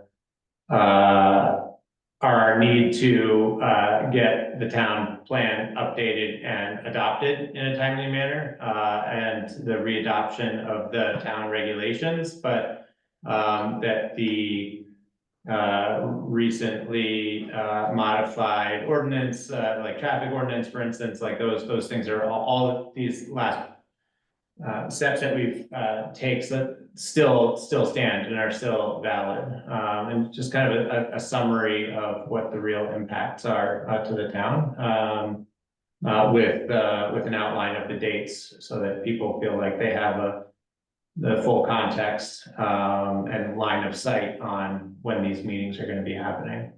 Yeah, Jordan, I'd be happy once Kari and Barbara kind of look at the dates and we make sure those are the dates. I'd be happy to put that together, have you guys look at it, like some kind of front porch forum thing that we can put out and say, you know, again, following up, because I put one out before, but following up with it and saying, okay, here is our plan. Here are our dates. Here's our goals for these, and we can go forward. And I'd be happy to share that with you as I construct it, so you guys can see it before we were to put it out. Yeah, I think that would be great. I think we likely want to do that too, I guess, as as the select board. So however that goes out, but yeah, if you could kind of start laying that out and work on refining it with Kari and Barbara, that would be good. And where it, and where it comes from, it doesn't need to come from us. It can come from, it doesn't matter, but I'll work on constructing that and we can decide that part later. That's not a concern. That sounds great. I appreciate it. Thank you. You're very welcome. We are going to move forward, and once we can get grants again, we will make sure that we work on grants for helping us to write a town plan. Excellent. Oh, we have a long list of other grants maybe that you guys might want to start working on applying to. There's got to be like some sort of penance, right? Like there's got to be something. I do think that there are a lot of them out there that we might want to prioritize, that maybe that is something that Planning Commission could, once we've got this settled, that we could focus on for a little while, is grants, right? Like maybe we could be using that as our time, because I have a feeling we're going to want to take a little bit of a break after this, but is looking at those grants and what we can do with it. We've got people on the commission that write grants, so maybe that's another place that we can get started. I think that'd be great. Well, thanks, Karen. Does anybody else have any other comments or questions before we move on to the next? Thanks to the whole Planning Commission for all of this. Yeah, I appreciate it. Yep, it's a good working, hard working group of people. So we'll get it, and we will get it taken care of. We may have been thrown a curveball, but we got it. That sounds good. Thank you. All right. Thanks, guys. Have a good night. Be safe out there. Thank you too. Moving on to the next agenda item is the continued review of the fiscal year 2026 budget. So right now we've got scheduled a detailed review of the general government budget, which I'll hand over to Kari. The draft budget is in the shared drive, so hopefully everybody has been able to find that. Is that true? It's in there. In PDF and Excel. Nodding heads. Okay, so why don't I run through, here are the most significant changes that have been made since the last time you saw. So we took Barbara's position, as we discussed last time, and converted it from one full-time 40 hour a week position to to 2 part-time positions, 36 hours. And that has a pretty significant impact on benefits. Across the board, including in the highway department, we've made the change to MVP medical insurance. And as you requested, I made an estimate for what the increase in the second half of the fiscal year would be, because remember, medical insurance is on the calendar year. I haven't made that same change for other types of insurance coverage, but this is a good place to start because the medical is the most significant insurance policy we have. I do now have the passive renewal rates. The unemployment insurance is what it's going to be. The other passive policies, the what's called liability and the workers' comp, those, if you total everything up, they're accurate, but I don't have the breakout by department. So I've just made estimates, and I'll get that cleaned up once I get their breakout. You might have seen that Nick Emlin is going to be stepping down as our emergency management director, and he recommends that we add a stipend. It's something that he didn't want for himself, but he thinks is important going forward. So I put $1,000 in there, and that's equivalent to what we offer to the health officer for parity there. So there's no allocation for a constable, however, and I know constable is on the agenda coming right up, so we can discuss that. As a discussion point, I put $6,000 in for the sheriff's department. Unfortunately, that's only enough for a 3-hour shift every other week on average. So we need to discuss that one. The abatement allocation, it was $500. I took a look and I reduced that to $100 because that's enough to cover the de minimis amounts, which is fine. But if we wanted any more than that, it would probably need to be more than $500 because the typical abatement request is more than $500. It's usually at least a couple $1,000s. I could look at the detail of that, but I guess I have to question whether we want to be budgeting for abatement or not, other than that de minimis amounts that occur every year. And then one of the biggest one was the last time you saw this budget, there was a full-time treasurer in the budget. I converted that to a half-time road commissioner. So it's out of this budget, it's been moved over. It's a smaller amount. You can put all that together, and Tegan and I went through this line by line and made some other minor changes. But the good news is on the general government side that we end up with a decrease, comparing the 26 budget to the 25 budget, it's a decrease of 5.4%. However, when you put the two together, the highway and the general government, we're at a 7.1% increase. Okay, so that's where things stand at the moment. Next week, when we meet on the 18th, we're going to look at everything in detail, I assume. 1 percentage point is equal to about $17,000. So keep that in mind. So I'll pause there, see what questions and comments folks have. And I'll pass it over to the Zoom attendees.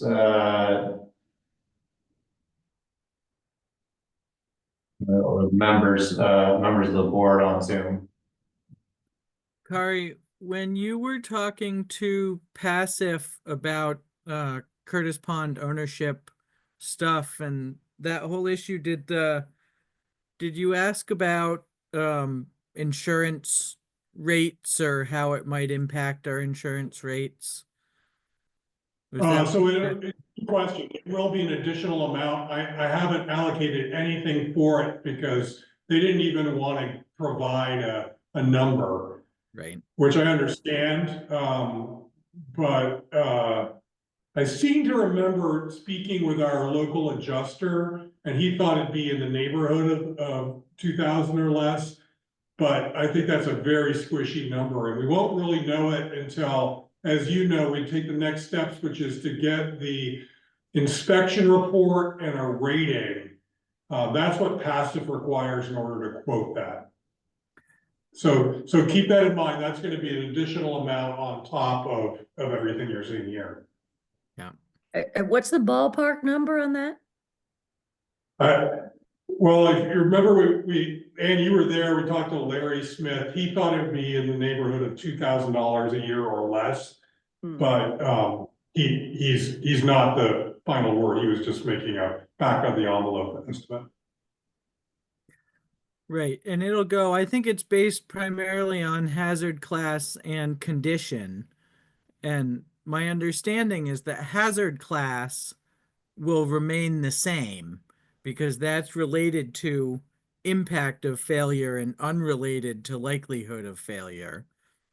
But the condition rating will go from, the second to poorest rating to the best rating. So hopefully that'll have a positive impact.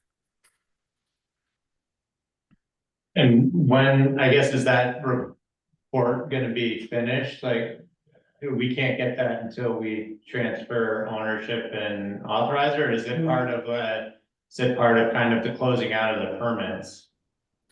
Right. So Michael does part of it and dam safety does part of it. I think, Kari, if you know something different, I think it'll be in the next week or two. I mean, Michael made it sound like they're working on it now, but I don't know about the dam safety aspect of it.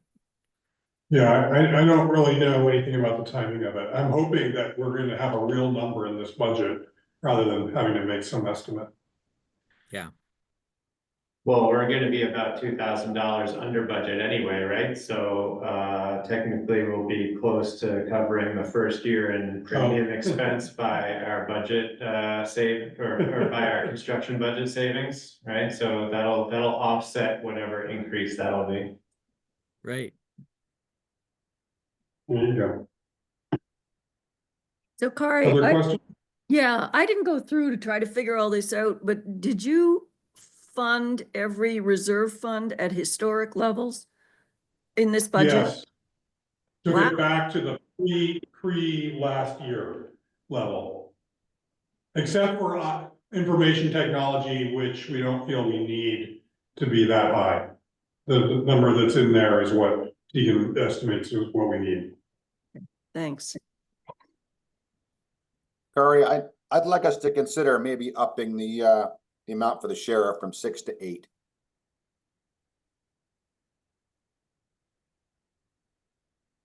Do we want to move on to that agenda conversation, or oh, the sheriff, I'm sorry, the sheriff, I'm sorry. Yeah, so Bill, how many shifts does that give us? I haven't done the math. I'm just thinking at some point we want to be moving that number up. We want to have coverage here. So I think we need to start doing it this year. I think I still have give me a second. I think I still have the sheriff's department's proposal in my paperwork here. And it's it's $269 a shift. So I can do that math, but Bill, that would double what it is from what it currently is. Right, it was 4,000 this fiscal year.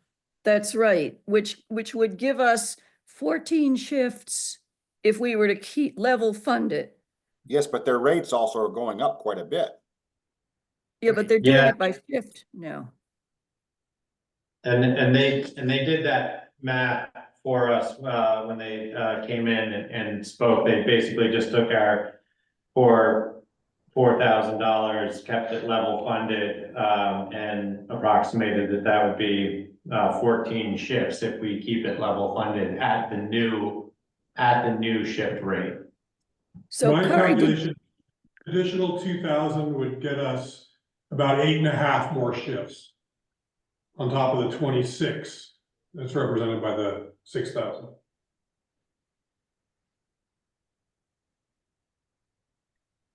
Eight and a half. So how many shifts does the 6,000 get us? 26. 26. 3-hour shifts. So that would be Sure. one shift every other week. Yeah. Exactly. And I guess 8 would round out the summer pretty nicely. Not Why do we, completely. why do we want more in the summer? More I think people. that's when there's more activity at Curtis Pond, that's for sure. All the Oh. funds. Uh, Oh, sorry, Chrissy, you're on mute, so we didn't catch that comment. Sorry, just that in the summer is when the bicycles and the kids are all out. Hmm. I support Bill's general thought that enforcement has been something that folks have really been observing, that it's insufficient and wanting to do something about. Yeah, I'd support the 8,000 as well, though I think it's not terribly transparent to me when those shifts are being, performed. So I think if we're going to do an increase, it would be nice to see if the sheriff's department would be willing to. So we're getting a report, we're just not sharing it with you. Yeah, Staff okay. does get a report, so Yeah. we'll start So including. I think, yeah, if we could start including that as just kind of line of sight on that particular agenda or that particular budget item, since it is such a hot topic, throughout the fiscal year, I think that would be great. Sure. It is in the AP. When you get the giant AP packet, it's in there. Jordan, I want to follow up on what we talked about, potentially sharing the data that we have with the sheriffs about when drivers are driving on the roads that we've measured. That sounded like a good idea to me. Yeah, I don't know that we need to make any particular decision about it. It's fully anonymous information. We just need to, I guess, task somebody with doing that. I think to the point that the sheriff's department likes one point of contact with the town, that should probably be Kari, and I think right now Toby is the one who understands how to download it and format it. But so we can kind of task Toby with pulling it down and providing it to Kari. Kari can hand it off to the sheriff's department. Toby has copied me with the directions, and I think he wants to get rid of some of this, and so perhaps he can teach me, and maybe if you're okay with it, I could get that information to Kari next year or whenever you want to start. That sounds good. Okay. Yeah, I assume this is more of a summertime task or spring anyway. Yeah, I think, well, summer, probably the start of school in the fall, or late summer, I guess, would be another time frame whenever there's going to be significant changes in traffic patterns. Somewhat beyond our anecdotal thoughts, but the other thing that's going to be more informative is like what the storage capacity is for the signs. So if there are particular limitations to the storage capacity on the signs, and we may need to gather the data more frequently. But that's the only logistical thing that kind of comes up or stands out to me. Yeah, I think we could probably address this later. We're getting a bit off topic here, but yeah, are we in agreement about bumping up the sheriff's? It sounds like it, yeah. For now, I think for the purposes of budgeting, we should update it or increase it to 8,000. Actually, one more question. If we do make use of that data, is that liable to make us need the sheriff's department less because they can target their shifts?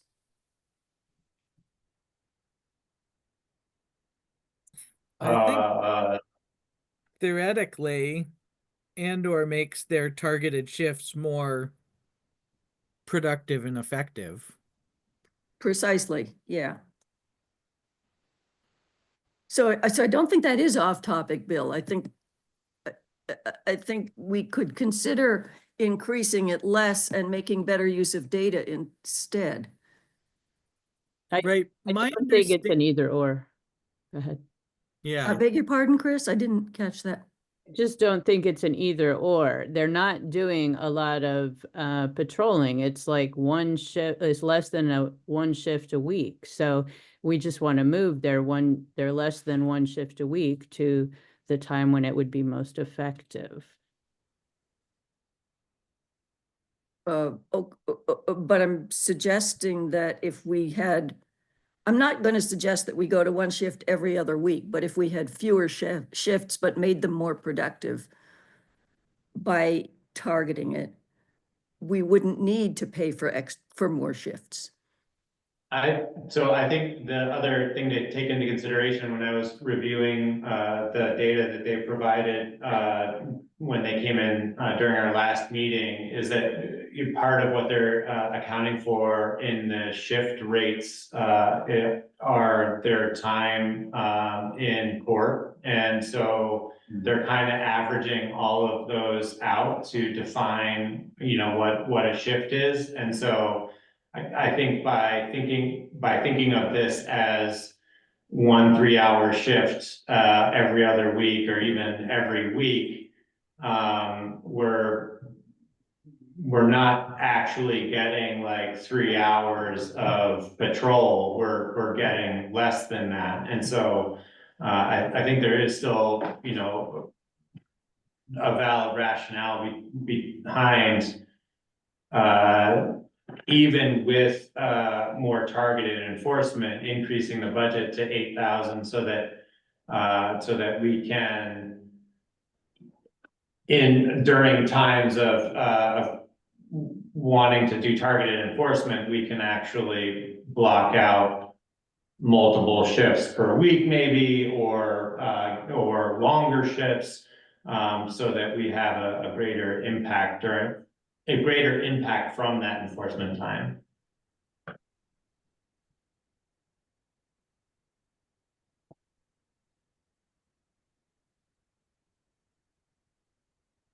Does that stand to reason for everybody else? Or do you still have questions, Anne? Oh, no, I'm just thinking out loud, you know, just mulling. Yes, I understand your reasoning. Thanks, Jordan. Well, let's leave it at 8,000. I guess that's an adjustment, and then I can even reach out to the sheriff's department and maybe get a little more clarification on their shifts versus actual patrol time, and see what's realistic. And then by the time we dig into this a little bit more during the next budget meeting, we can revisit a little bit more. Does that make sense? I can do it too. Oh, yeah. That's fine. Great, thanks, Barry. I guess one question I have, in thinking ahead to the next meeting, do you want, so the reductions we've made, and remember, at one point, I think we were at 20% and 10%, and so we've come down quite a bit, but we've gotten the things that are least painful, you know. So the next round of reductions is going to be more painful. And do you want me to come with some recommendations when we meet next week? Or you just want to sort of go through and talk about each line as, how would you like to approach it? I guess I'm offering.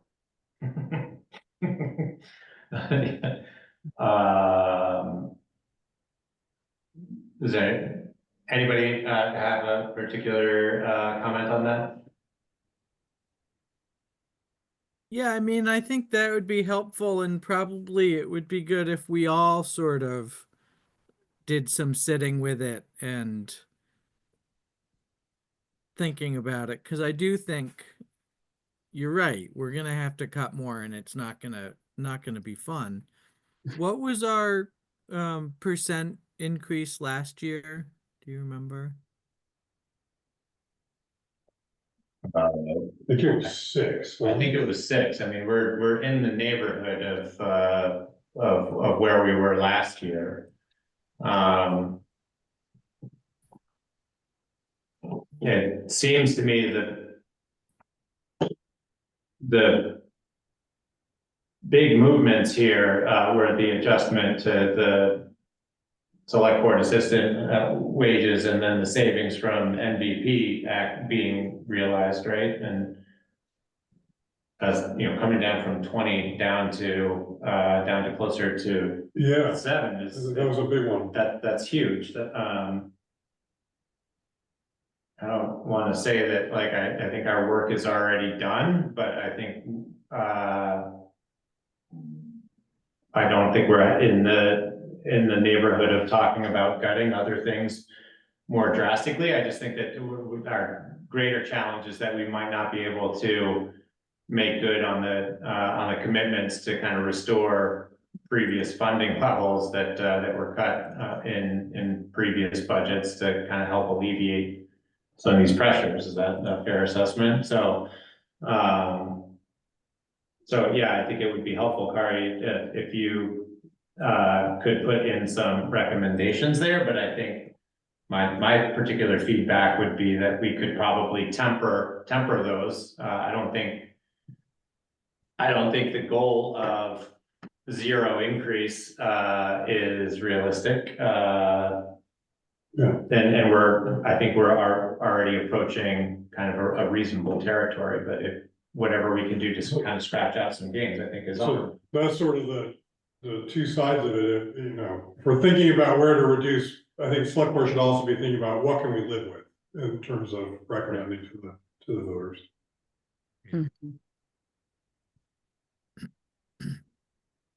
Does anybody else have any particular feedback along that line? Or differing feedback?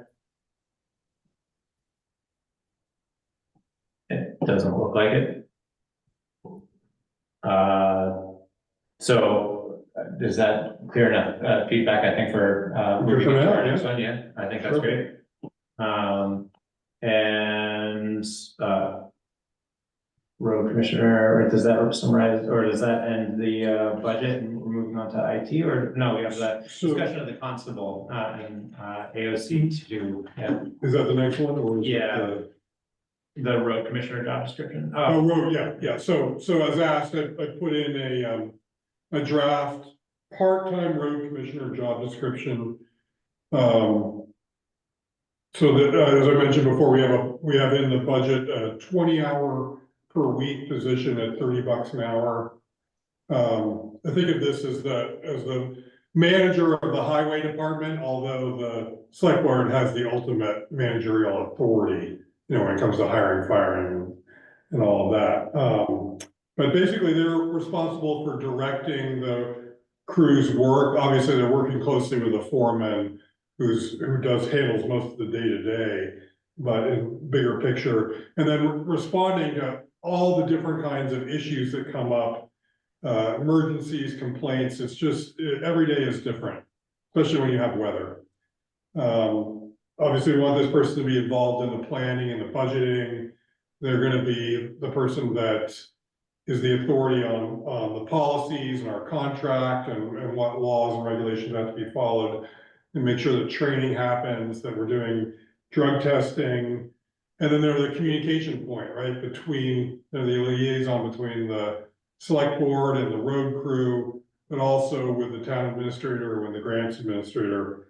And I am for now imagining that we'll continue to have a grants administrator, always someone with Toby's experience and talents. That's great. This person would have to be involved with the planning of the highway department grants. That's just, you know, because it's such a big part of the work plan for the year. So eventually they could take that over, or at least parts of it. I think the town administrator is also natural to be involved with grant administration. But again, I think that the road commissioner needs to be involved because the projects that the highway department takes on each year are really grant focused because we're getting help from the state. Yeah, and I think at halftime, it's cheaper than hiring a full-time treasurer. The trick is, hiring somebody into this position on a part-time basis. That's sort of how I see it. Kari, I think, yeah. Go ahead, Ann. well, you described the qualifications, so you're asking for a pretty experienced person. So I'm curious what you think this salary level would be for that person. So I pegged it $30 an hour. I thought it needed to be the top wage in the department. But not by a whole lot. And yeah, I agree. We are looking for someone with some experience and someone who's willing to do it on a part-time basis, and that's a tricky combination. So I can't guarantee we're gonna find somebody. There's no guarantees in this labor market anyway. Yeah. But that, to me, is the tricky part of this. Well, so the other part that is, I guess, kind of a hidden cost would be, the cost of the saved benefits. So we have the hourly compensation rate that's defined by our collective bargaining agreement, but that to the town also comes with an additional cost of the benefits of full-time employment. So I think that can maybe afford us a little bit of room in defining a more generous hourly rate. Maybe, for $40 an hour. I've been looking at some of the just the hourly rates for any work because of the labor market have just been going up and up and up and up. And so it's easy to lose track of what's competitive. I think we need to be careful. I think particularly with working with the road foreman and making sure that they're comfortable with the arrangement and the dynamics, I guess, involved in that hiring decision. Sure. But yeah, my initial thought is that 30 an hour is low for what we're asking them, to be heavily involved in, like the capital planning, and grant administration.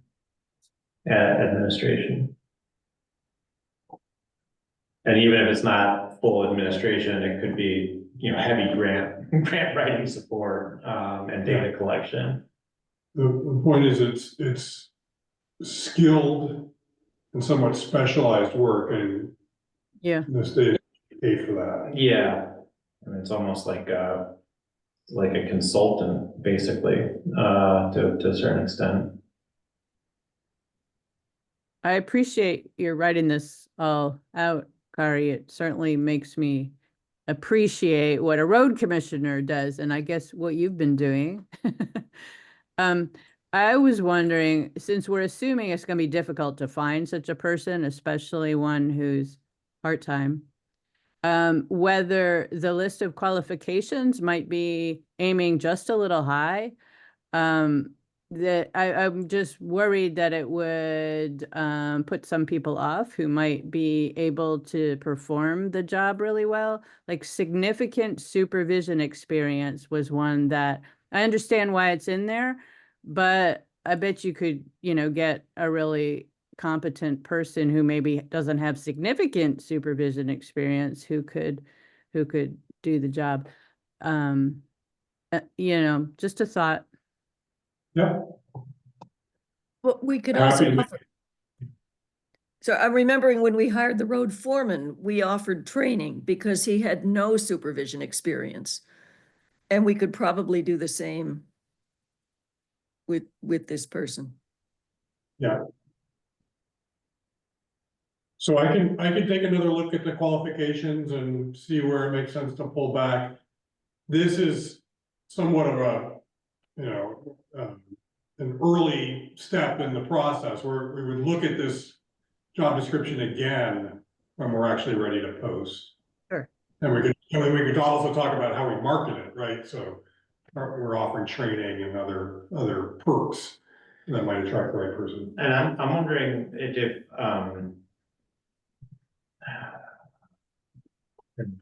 the first bullet under major duty is the plans, assigns, and directs road crew. I'm wondering how much responsibility we want to give to a part-time individual to direct the road crew. I mean, that seems like that direction, like the action of like implementation is really the responsibility of the road foreman. Because they're the one overseeing the crew. You know, I think the monitoring department operations, it'd be, from my perspective, it would make more sense for this individual to be kind of the conduit of community feedback and need, because they're theoretically going to have that communication skills and be kind of the buffer to the road foreman. And certainly they would be involved in the planning and a little bit of the assignment element of it, but mostly it's about working with the road foreman to make the plan, to assign and allocate the amount of time for various projects, and then make sure that the plan is being stuck to, and make modifications as needed. So. We can fine tune the language. Yeah. I just thought it was important that ultimately, whether the road commissioner delegates some of that, ultimately it's their call, and part of the reason to say that is because there are times when the foreman says, what do you want me to do? Yeah, okay. We have these competing priorities, and you have to make the call. And I just want to make sure that's clear, that the buck stops with the road commissioner sometimes. Yeah, I think that makes a lot of sense.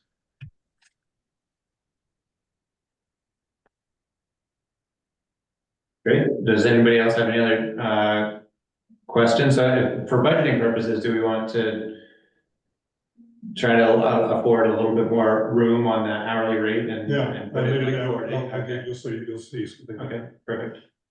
And maybe a little bit. We are going in the wrong direction. I guess that. Yeah. That's okay. That's what we need to do. It's good to have that in there. And maybe a little bit for training. Yeah, right, okay.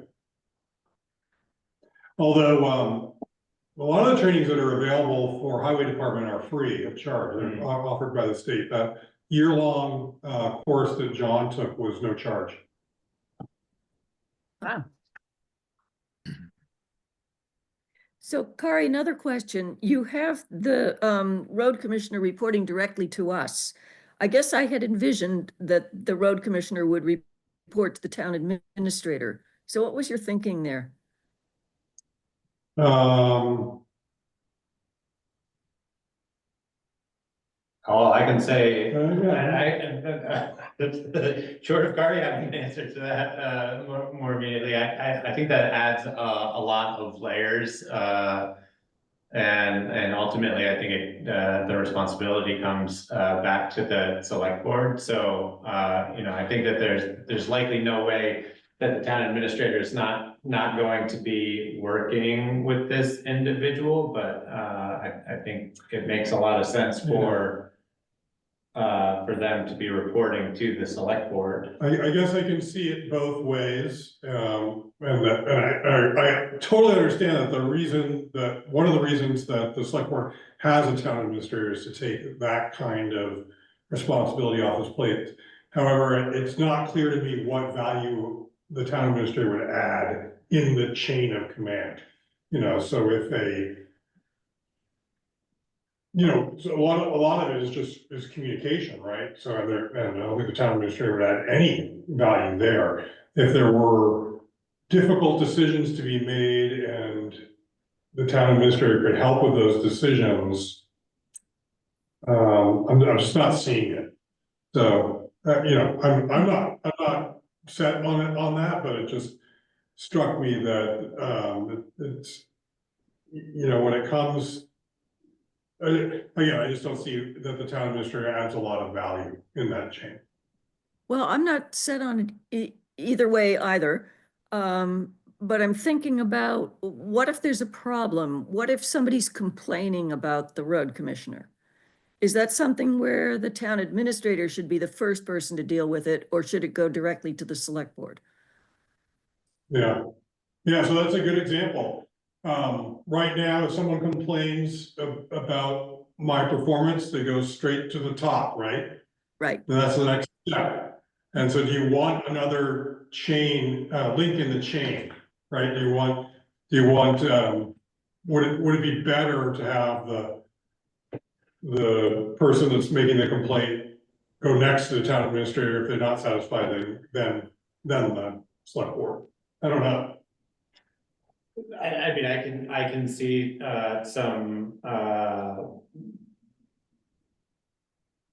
kind of favor, I guess, for lack of better terms, being one in providing the road foreman with the opportunity to speak directly to the select board and say, this is a situation that is problematic, and whether or not the select board then pulls the town administrator in with a specific purview to offer guidance on policy and personnel policy at that point, I think would be at the discretion of the select board, but that message gets communicated directly to the select board, and that there's a path for doing that.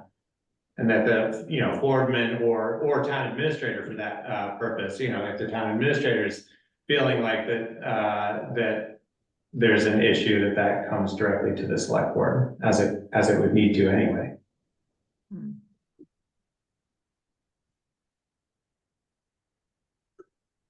And that way the department doesn't feel like they have to go through too many layers to feel like they're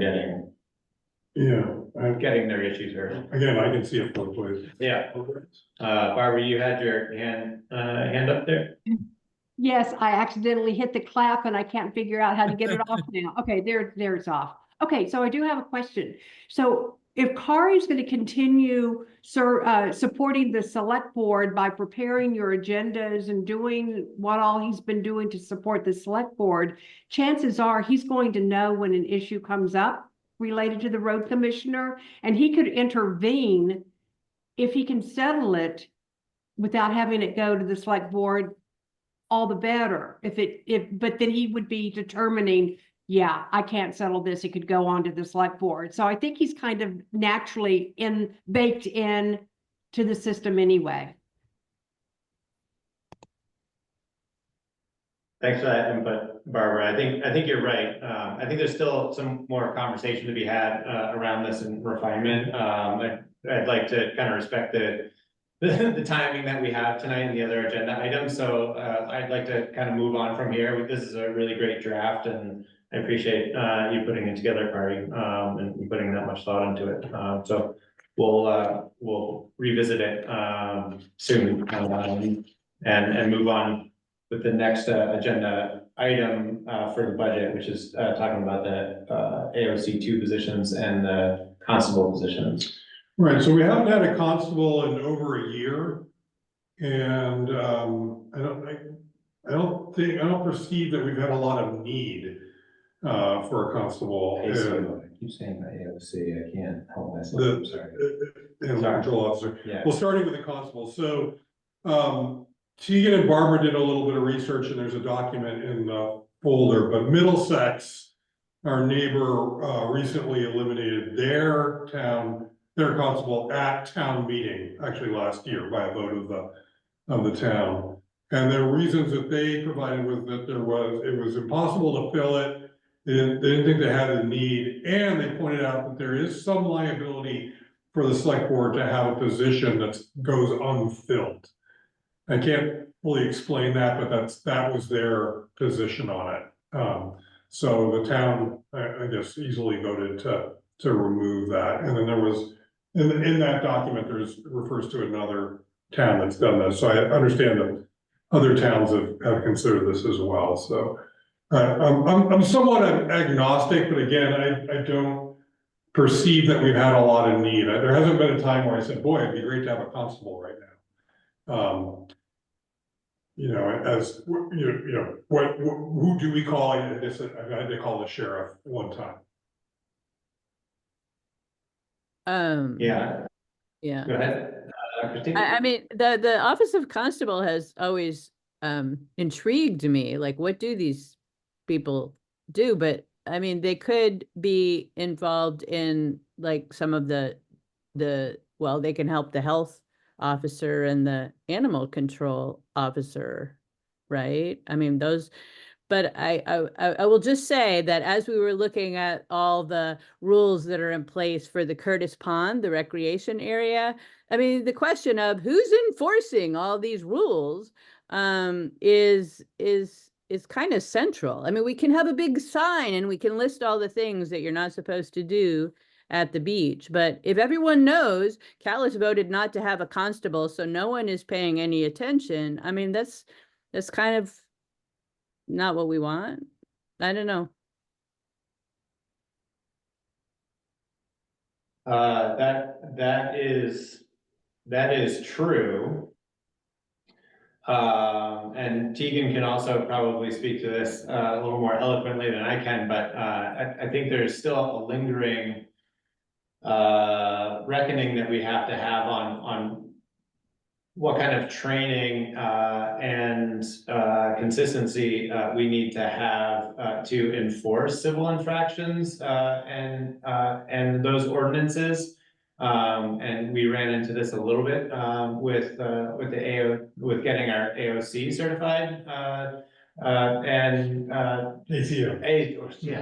ACO certified and given the proper training and ticketing books and reporting structure that she needs to enforce relevant ordinances. And it's still an outstanding question to me on whether or not we can utilize the sheriff's department to write those civil tickets. Historically, the ACO and the constable were one and the same, or at least it was the same person holding both of those positions, and that has now changed, and the current ACO doesn't have a interest in absorbing all of the other responsibilities that would come with the constable position. So I think we're in a tricky situation. I think an outstanding question for me would be whether or not, should we go through our ordinance review process and make sure that we're following the proper, procedures for enforcement, whether or not we can contract the sheriff's department to assist us with those enforcement, like those civil infraction enforcements, or assign somebody else in the town with the authority to do that without having a constable. So Jordan, in response to that, I would say that we're in the ordinance advisory committee, we're looking at all these ordinances and we're deciding, we're getting into the minutia and we're trying to make sure that everything is the way we want it. And then every once in a while we look at each other and say, is anyone going to enforce any of these things? Why is this just a thought exercise? And I wish it wasn't, but I also hope that we don't need to enforce them. So it's that sort of circular thing. With regard to the sheriff idea, between the cost of getting the sheriff out there, and then whoever issues the ticket needs to be prepared to go to court and fight. If the person fights, that costs money. And the courts take a certain percentage of every ticket that we write. We wouldn't be making any of the money from our fines. And I'm not sure the sheriff idea is the best idea, but I also would be willing to talk to other towns and see if they've tried that path before.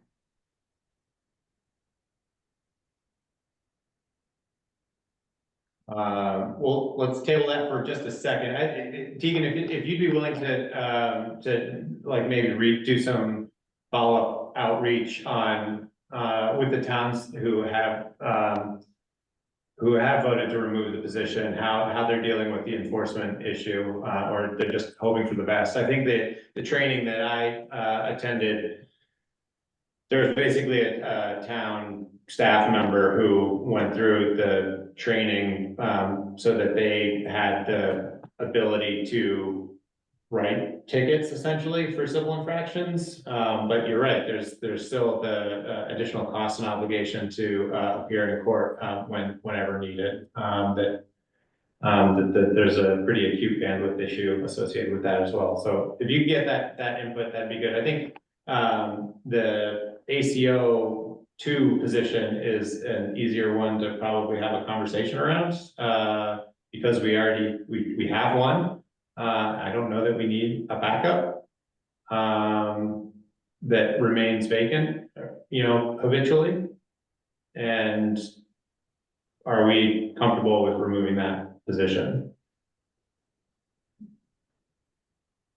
She does have a full-time job during the school year. So if there were emergency situations like horses getting loose on 14 during the school year, like the road crew had to deal with, was it last year, the year before? It'd be nice if we could find someone who's available during the school day. That's just my 2 cents.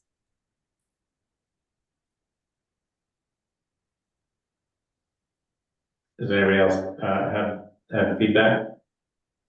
What was the allocation for the second ACO? There isn't one. There isn't one. That was just a annual. I didn't even realize that was a thing. Yeah. I think it came up with it.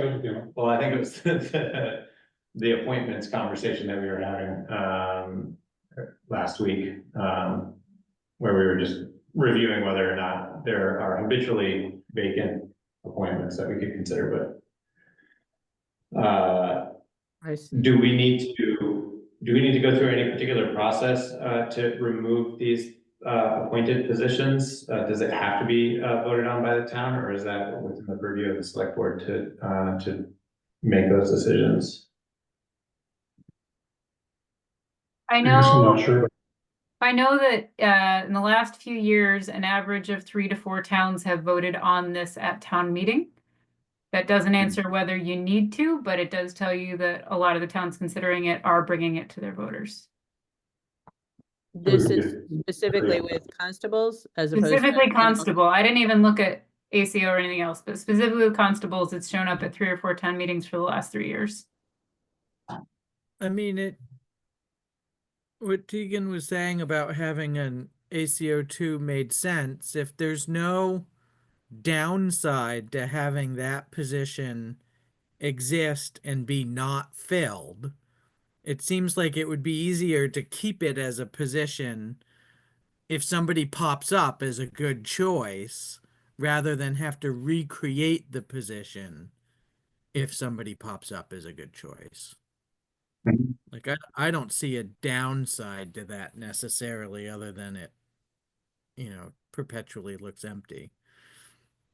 Maybe we should ask the road crew, since they get stuck taking care of the horse on 14, if anyone wants to be the backup ACO.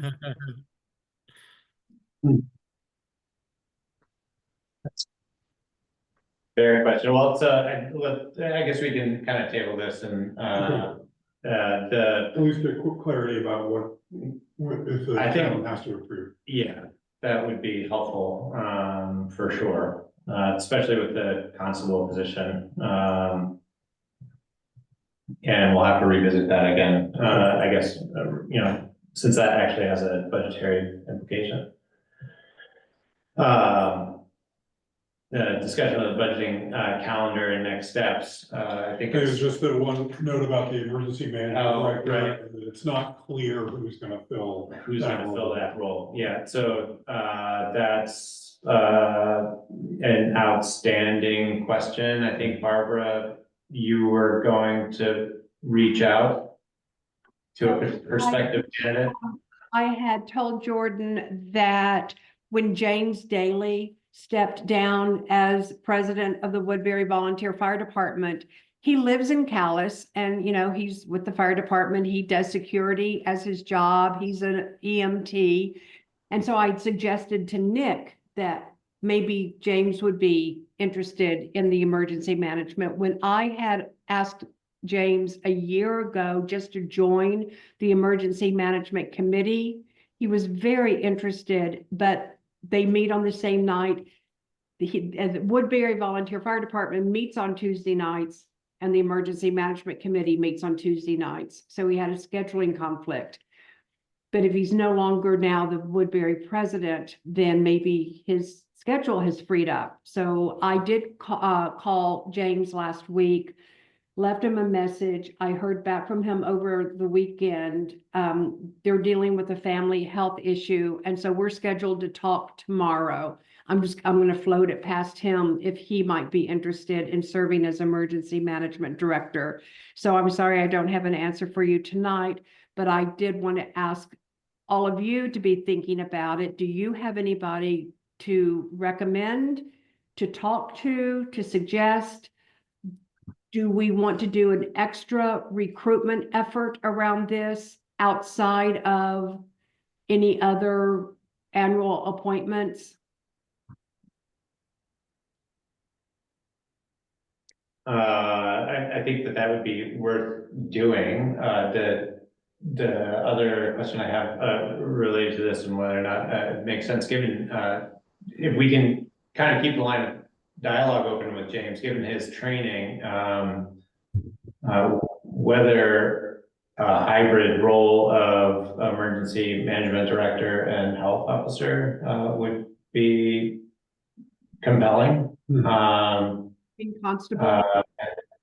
Constable. Constable's tough. It comes with very specific training requirements. But Maybe you'd like to be road commissioner also. I don't know. Well, I just think that, so we have like stipends called out for each one of these roles that have somewhat overlapping kind of public interfacing skills. And very crudely, my thought process is, can we somehow aggregate these positions and responsibilities, as well as, the stipends, to make it a more compelling commitment to somebody who might be the right fit. So that is a brand new thought that I'm just kind of floating out there, and I guess like deputizing Barbara with the authority of feeling out with James, if that kind of helps create some interest or draw up some interest.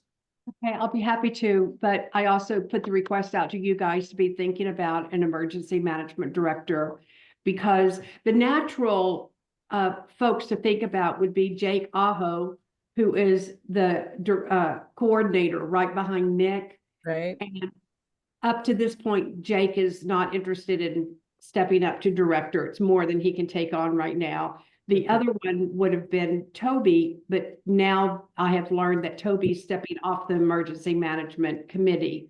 He's stepping away, not stepping up. So I've kind of exhausted those two. So anybody that you guys can be thinking of, we need to find a new emergency management director, and I ask you to put any effort into that and keep us posted. Thank you, Barbara. When is Nick leaving? At the end of his term, which would be town meeting. Well, okay, I mean, on the website, we've got his term ends in 2027. So he's leaving before then. Yeah, that's the term. That's his term as on the emergency management committee. He is staying on the committee. His role as director, emergency management director, is an annual appointment. And so he's leaving at the end of his annual appointment as the director. Okay, it's listed incorrectly then on the website. Okay. We'll get that corrected. Thank you. Yeah. No, that's fine. I'm just, okay. So town meeting, you're saying? Yes. Okay, thank you. All right. I'm just trying to be a little more sensitive to the time that we've got, and we're running pretty significantly over our allotted time. So I just want to table this for now and move on to the budget calendar. Yeah, which is so we've got the special meeting next Right. Wednesday at 4 p.m. And then we have one more meeting the following week. And we may be ready to vote at that point. We will be getting the social service committee recommendations on the 23rd. But if we're not able to finish up, we still have the January 13th meeting would be the drop dead date for approving the budget. And social services is meeting tomorrow, is that right? Correct. Is there a chance that we might be able to get a preliminary, get a preliminary recommendation by the 18th? Yes, I think you can get it by Wednesday. Yeah. Want to move it up? I think so. Yeah. Just to try to take a little less of the burden off the 23rd, because I think that we're gonna potentially run into some attendance issues. Does anybody else have any other comments or concerned about those next couple of steps and scheduling? All right, great. So let's move on to the IT equipment conversation, which is Tegan. You have some information on some proposed changes. I'm gonna backtrack for a hot second and say I looked it up, and you do need a town meeting vote to eliminate the position of constable.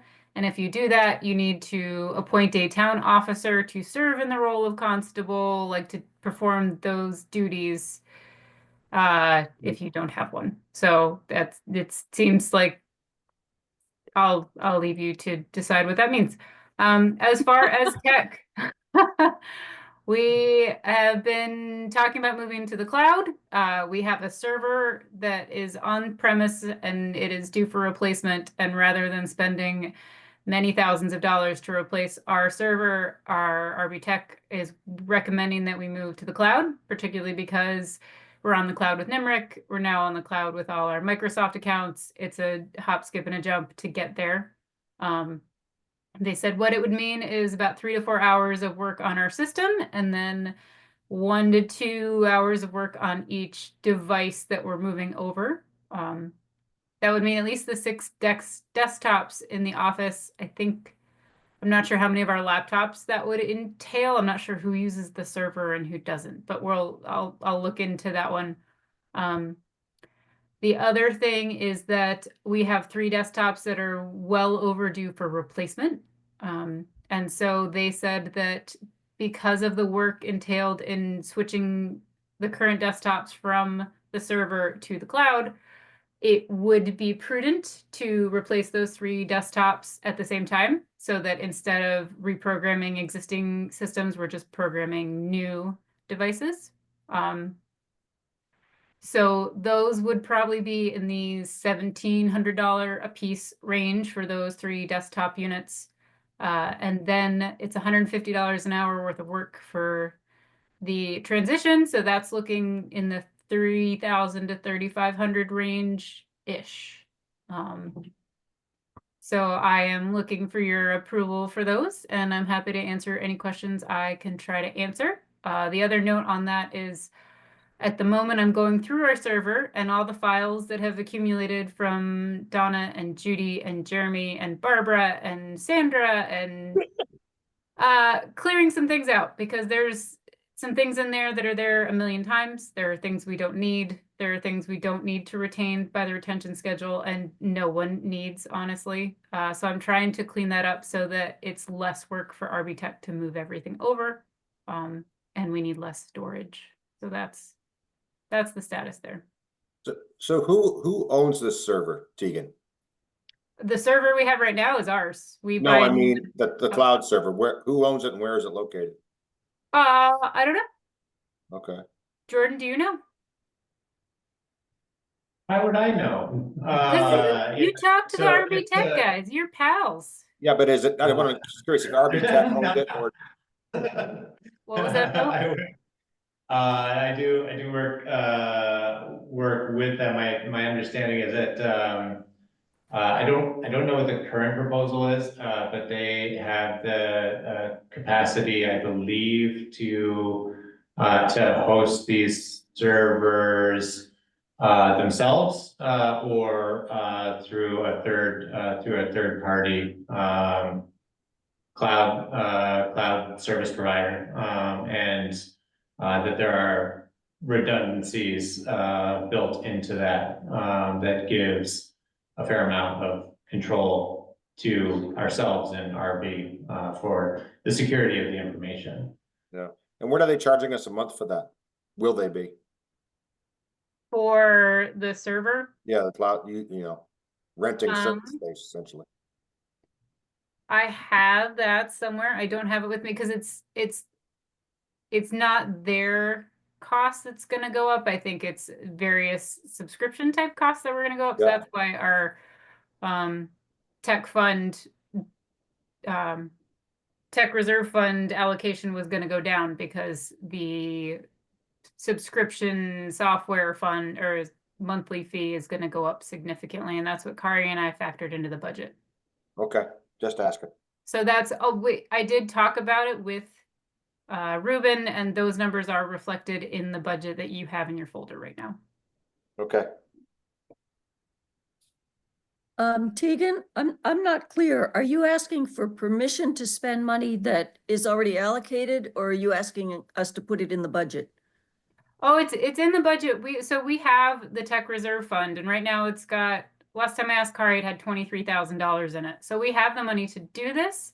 I just wanted to run it by you and make sure we're all on board with this transition. It's a big step to take, and I didn't want to just do it without talking to you all first. Thanks. The select board needs to approve spending of the reserve fund. Yeah. Okay. And so the full amount for the Switch and the 3 new desktops would be coming out of the reserve fund. It would all come out of the reserve fund. Yep. And would that deplete the reserve fund or no? No. It should be less than half. I'm thinking no. 2, 4, 6, probably about half, maybe a little more than half, but definitely not deplete. They recommend putting into the reserve fund every year enough to sort of keep your devices current. And so that's the cost of about 3 to 4 computers, probably 4 computers to allow for like printers and things like that. Now that we're not having to purchase a firewall or a server every few years, that's why that allocation can go down. So I assume that you have had some conversations about the security of having all our stuff up there in the cloud somewhere, and you're satisfied that the security will be satisfactory? I feel like the RB Tech folks take security really seriously. Every conversation we have, they are telling me about the things that they're doing. They're encouraging us to do various practices. Once we get on this, they want us to start doing a new password protection program also, and I don't know if you've experienced this. I did in the schools where you actually get spam emails that aren't really spam emails, but they see how many people click on them and they educate you on why, hey, you shouldn't have clicked on that. You should have seen X, Y, and Z. Like they seem very security minded. I feel confident in if they think it's okay, I think it's okay. Yeah, so I can speak very from a kind of a lay in my experience looking into this and talking through this on the professional side of my life, but the risk analysis and security kind of analysis, like where's your information, where does it live, and how accessible is it, like where the information is actually saved is very stable and accessible and redundant, and there's backups. So you have a lot control over accessing your information. The greatest risk comes from like the phishing emails and people's practices within the office, and people gaining access to that information and copying it or misusing it or leveraging it in any number of other ways, but or blocking access to it. But that gets much harder to do when it's being hosted virtually. With redundancies. I think Bill raises a pretty valid point, moving to something that is more of a subscription model and software subscription model, puts us in a position of, I think, less budgetary control, because all of our stuff is going to live in one particular area, but we do own all of that information, and we can always choose to buy a server and bring it back in-house. But this does avoid a certain liability that comes with a building catching on fire and the data being lost and having to maintain the on-premises redundancies that we otherwise would need to maintain. I absolutely agree. I think the simplicity is warranted. Yeah. You know? They've also talked about archiving and what if we have things that are on the server now that would just need to be archived, where yes, we need to retain them, but we don't need to access them. So I'm sure they have an archival policy to go with things too, just for double, triple protection. Okay, I appreciate it. Thanks. So I'd like to entertain a motion to approve Tegan's use of the IT reserve funds for contracting RV Technologies to start the migration process to a virtual server, as well as make the desktop replacements that are being recommended to take advantage of the efficiencies that would be gained by replacing those at the same time as doing the server migration. So moved. Second. All in favor? Aye. Aye. Any opposed? Doesn't look like that's a unanimous vote. So thank you, everybody. And thanks, Tegan, for doing that homework. Yep. Yeah, thank you. Town meeting warning. So I can speak to this first, and then maybe Tegan drafted it, but let me just run through. This is very similar to last year's. The changes of note would be there are new reserve funds. So Article 11 and 12 contemplate new reserve funds, as we've discussed, for the East Montpelier Fire Department building and also our own town garage. And then $1,000 appropriations for each, just to get the ball rolling.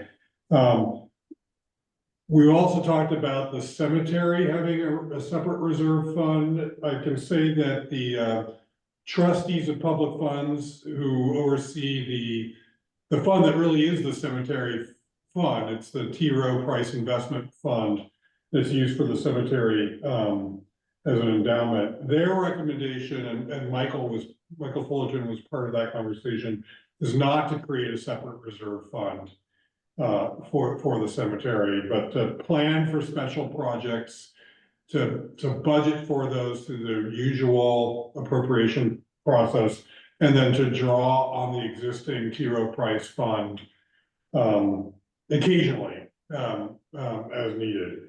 So they thought creating a separate fund would be confusing and not helpful in the long run.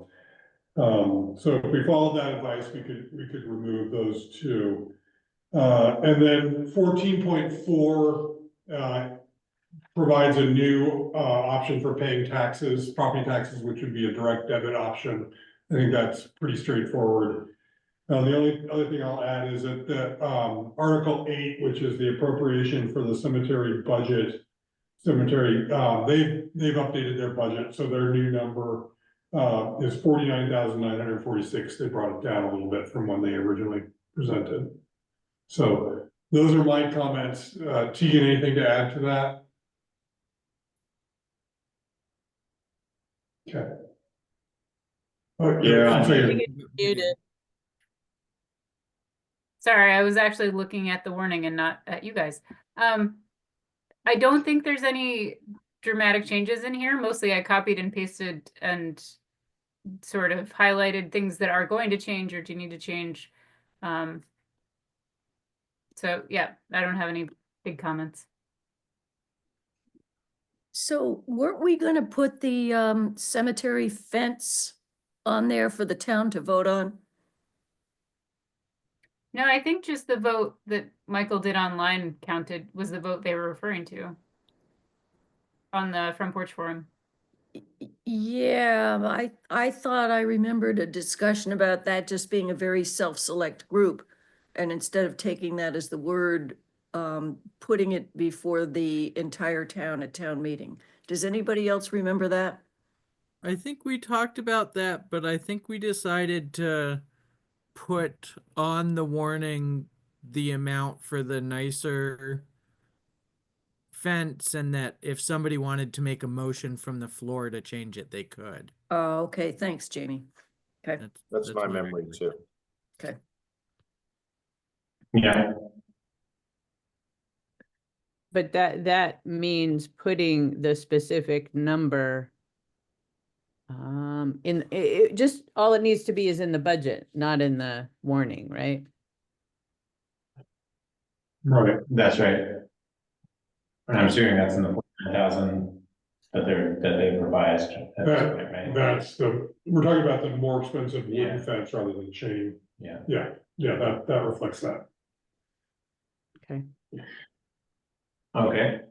So we have on the calendar that we can look at this again on the 23rd. I don't know if we'll need to, but it needs to be approved by that January 13th meeting. Okay. Well, I think we should probably, if we're feeling confident, we should just put it on the 23rd for approval. Okay. Great, and we'll have the social service amounts to plug in Amounts to as well. plug in as well Yeah, there. great. We usually have the attorney look at it too. I'm assuming that would be after you all approved it. Say that again, Tegan? We usually have the attorney take a peek at it too and just, cross the T's and dot the I's. Oh, right. Yeah, I think that's even more reason to try to get it approved sooner than later. If we're not anticipating any other substantial changes, we can try to get it approved on the 23rd, and then that'll give them some time to review. All right. Next on the agenda are reports. So we've got the Curtis Dam Rehabilitation Project reports, and that's current status. The dam Jamie? is built. One of the warrants in today's packet was the final construction bill, the final payment to Hebert Construction. Their total ended up, I think, $2,300 under budget. And the sources and uses is in there. It's all sort of up to date. There's a few pieces we'll have to finish in the spring. But we're pretty much done. Planning a party. Yeah, we'll do a party in the spring for sure. And That's great. So it can rain, it can snow and rain as much as it wants now, right? yeah, so it's all set. So there's still not water flowing over the spillway because the pond has remained low since midsummer with the weather and just amount of rain we had. So dam safety is requiring that we maintain some water flow in the brook downstream. And so the low water outlet valve is currently open a very small amount. And the road crew is working on procuring a chain and padlock, so that that can be secured in whatever position we want it secured in, whether open a little or closed all the way. And people can't have access to that. But for now, I'm monitoring it, and as soon as water flows over the spillway, the valve can be closed. That might change Thursday morning. We'll see. Yeah. I was gonna say, we have a significant thawing event ahead of us. Rain. Yeah, plus rain. Right. Yeah. Yeah. So, to me, I'm hoping it does come up to where there's water over the spillway in the near future. I think it would be unfortunate if it stays that low through the winter. But it's such an unknown because the old dam always leaked. You're right. And the theory was, since this one doesn't leak, it would refill pretty quickly, since there is water coming in from another stream and some springs. But it has not come up as quickly as I had thought it might. So is this gonna be like a regular maintenance thing that we're gonna have to kind of designate somebody with, like if it, like monitoring if there isn't water coming over the spillway, that we need to do like controlled releases? Or is this just like, once we get it, once we get it up to its proper seasonal level and water's moving over the spillway, once, that nobody's coming back to check on it? That's exactly it. They said that they care until water spills over naturally for the first time. Probably best practice and Fish and Wildlife would want some stream flow, but there are no sort of state requirements or dam safety requirements that we do that once we hit that threshold the first time. But we Okay. know Jamie's gonna stop by the dam every single day and just to check anyway. Right. Yeah, and we'll at least I got the key to the control valve. I'll promise to do it. Yeah. I'm assuming it's a big valve. Yeah. In the long run, I think we'll have, the road crew will have a key and the town office will have a backup key. For this winter, I'll have a key as well, in case it needs to open and close a little bit as needed. But I think I don't think it'll be a like regular thing anybody has to take care of. Anything else, Kari? Yeah, so Jamie, what are you gonna do with your life now? I'll find something. Constable. Yeah, constable. There's There we go. Constable. You'll get a ticket, bud. So as far as taking ownership of that and the legal documentation that is, I guess, happening, we can't do that until there's the final sign off from dam safety. Is that correct? Yeah, and I think we're still Kari reached out to Thomas Maloney just to make sure there wasn't some piece we were missing, and you haven't heard back, have you? I still haven't heard back. I'll bug him, but it may be as simple as just recording those quick clues. Yeah, I think so.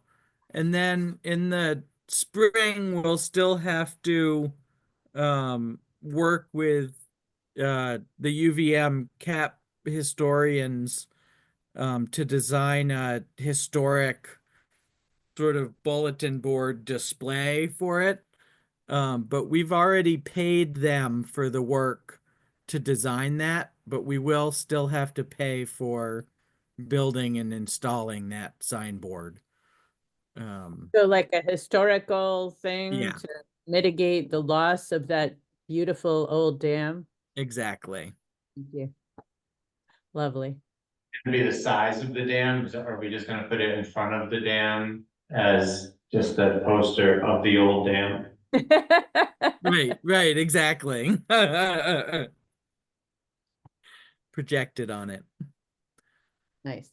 If you Uh, if anybody hasn't been by it, really, the old dam, it sort of looks better than it ever has. They did a really nice job repairing the historic dam.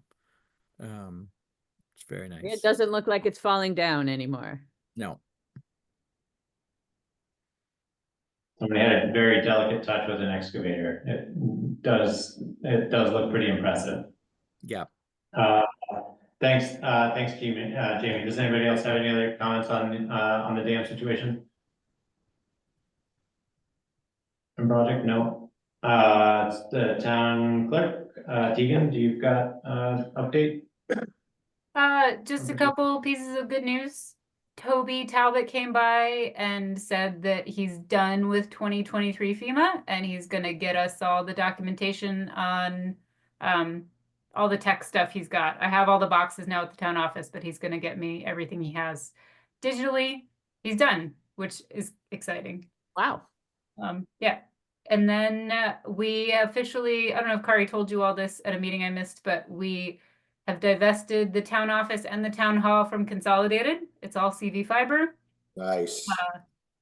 It's a little cheaper and it just feels a lot better to have, you know, customer service that will actually answer the phone when we call.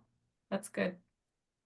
And then other than that, Barbara and I have been just plugging away, making sure we're getting ready for town meeting, making sure we have the person to do the town report, and sort of doing some tidying up in the wake of a year that was full of elections and didn't leave a lot of time for maintenance of organization systems. So that's kind of what's been going on lately. Thanks, Tegan. That's great news. I'm so happy to hear that we were able to move away from Consolidated and bring things a little more local with better service. That's awesome. Yeah. Thank you for keeping on top of that. The financial report from Kari, yeah. Yep, so as of the end of November, so 5/12 of the way through the year, we, other than the, some delinquent tax, we've collected almost all of our revenue for the year. And today, actually, we got that grant made reimbursement payment from the state, so $59,500, which we didn't budget for. So that's gonna be really helpful. On the expenditure side, general government's at 44% of budget, so we're basically right on track, I would say, for the year. And then highway department, 54%, so we're definitely running high. That's really on the materials, and we talked about that in the past. However, if I factor in that $59,000 grant reimbursement, then we're more like 48%. So I feel a lot better about that. We're definitely going to be monitoring expenditures, highway department, closely for the next period of time. And then cash flow, things are going pretty well. I'd say definitely breathing easier. Of course, the warrants were huge this time with the state education payment and the Hebert. But that'll be the last of the really big payments. And then we've got a number of medium sized coming up, including we're going to repay that cash flow loan that we took by February. So, but I would say we're in pretty decent shape overall. So any questions? In a month, we'll have that mid-year report. Yeah, not for me. Does anybody have any questions on Zoom? Thank you. No, that's great. Okay. And town administrator report, I was gonna report that we had 2 trucks out of commission. But they were able to get Tyler's 10-wheeler back up and running. We have had ongoing issues with the CD International. That's the mid-sized truck. It's just had a lot of problems, and currently it's the emission systems which is down, which is a really specialized thing. Doesn't look like it's going to be very expensive, but it is out of commission for the time being, which is hard because they've been doing a lot of plowing. We've been very busy, and the crew has worked a lot. Really want to give, including over the Thanksgiving weekend, which is asking a lot. I do want to acknowledge Drew Lasik, the new employee. He's been working an extra amount because he runs the salt truck. So oftentimes it'll be the case that we need the 6 miles of paved roads to be salted when we don't need to plow and sand everything else. That's just works out that way sometimes. So, wanted to report that we have the holiday bonus that you approved that will be in this week's payroll. So people will receive that in time for the holidays. I mentioned the trustees of public funds met last week. That fund is doing really well. It's that's the endowment fund that's set up to help offset cemetery expenses through the year.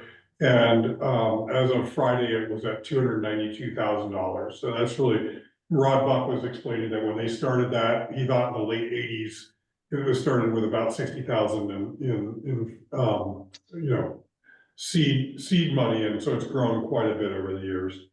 Also happy to report that the Moscow Woods Bridge, the temporary, when I say temporary, like 5 to 10 year safety improvements have been made now. So that's good. We'll get another period of time out of that bridge. And then we can seek reimbursement for, because that had to be done by the end of this year, right? Yeah, exactly. So that's in process. And then tomorrow is the pre-bid site visit for any contractors who want to bid on those stormwater projects over in East Calais. And sadly, the mailbox dispute has not been resolved. And unfortunately, the Postal Service is not, they're basically leaving it to the state to enforce the whatever the law is around that. And I guess there is some discrepancy about what the interpretation of the law is. So I'll keep you posted on that, but I know there's a lot of frustration on that issue.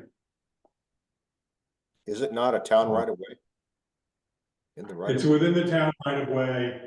I've been very clear that that location is within the right of way. But other than that, we don't have a lot of jurisdiction over the placement of mailboxes. Yeah. And yeah, so according to the VLCT attorney, we've done what we can do in this area. So there's basically a lot of finger pointing of, it's not my call, including us. Well, sure. Well, that's disappointing. A disappointing update, with the exception of all the rest of it, which was all very favorable. Barbara, it looks like you're raising your hand, or is that a lingering one? Yeah, is it too late for me to ask a question that was not on the agenda? Probably, but go for it. Okay, so I've done quite a bit of work on reaching out to board, committee, and commission members whose terms are ending to see who wants to be reappointed. So I'll have that ready for your next select board meeting. The annual appointees, like the health officer, the animal control officer, the website, the webmaster, those kinds of things. I had shown that list to Jordan and Jamie when they were in the office last week and asked, are there any annual appointees that you would not wish to reconsider for reappointment?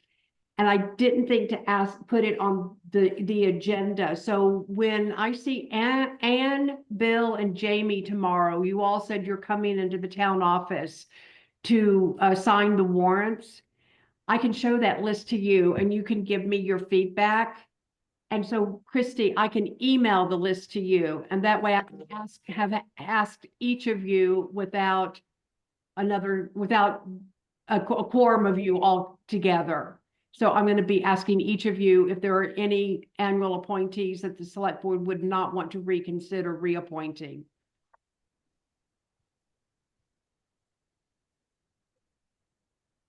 Yeah, a little bit of commentary on there. That Barbara's done a really diligent and careful job reaching out to folks who are currently serving in those roles to express an interest if they want to be reappointed or not reappointed for that matter. But then we also didn't want it to necessarily imply that that it was going to be automatic and give anybody else in the community who's interested in serving in that role an opportunity to express an interest, so that we kind of get a little bit of a lead time on weighing whether or not we have, you know, positions with multiple people interested. So Barbara was going to post that, basically make a communication externally that says these are annual appointments. If you are interested in serving in any of these roles, please, you know, visit the website to look at the list of annual appointments and express your interest. So hopefully we have kind of this natural flow of both receiving, you know, acknowledgement from the current position holders, as well as the opportunity for any members of the public to express an interest, and that way we can, you know, go into our post-meeting appointments, our post town meeting appointments with the full context of who may be interested, and should we want to reach out to somebody who's interested and gauge their interest and qualifications, we'll have the opportunity to kind of exercise a little bit of that discretion in advance. But obviously, we're not going to be able to make any decisions till after town meeting. But it's nice to have a little bit of lead time on what interest may be out there.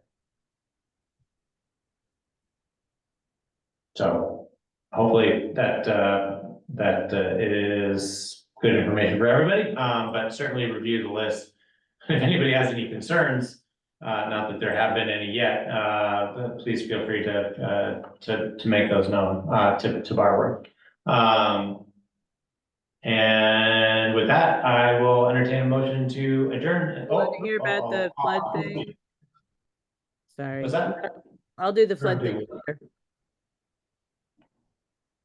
You want to do the flood resiliency, just as an add-on. Oh, I'm sorry, right, the flood resiliency roundtable.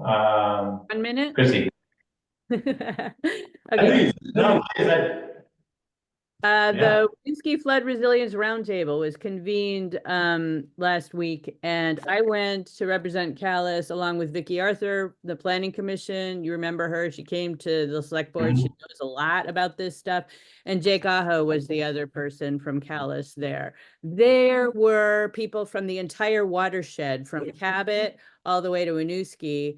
And it was brought together by the Vermont State Recovery Office, some RPCs, Friends of the Winooski, the Montpelier Commission for Recovery and Resilience, and some other state level folks. And they spoke to the whole group, and then we split up into geographical areas. So we met with Marshfield, Plainfield, Cabot, and East Montpelier. And a lot of good stuff came out in terms of sharing information and some ideas for the future about possibly how about sharing equipment and supplies, or, you know, sourcing gravel, you know, collectively. You know, people were sort of doing a little bit of brainstorming, but also sharing information about what was going on in each of their towns. Cabot has hired an engineering firm to re-engineer their whole downtown so it stops getting destroyed when the waters rise. Then all of the groups came together, and the various geographical segments reported out what they had talked about. And then there was a whole conversation about, should we keep doing this? Having meetings with the goal of working together on a regional basis. People were talking about a watershed district kind of government structure. Ooh. What have I...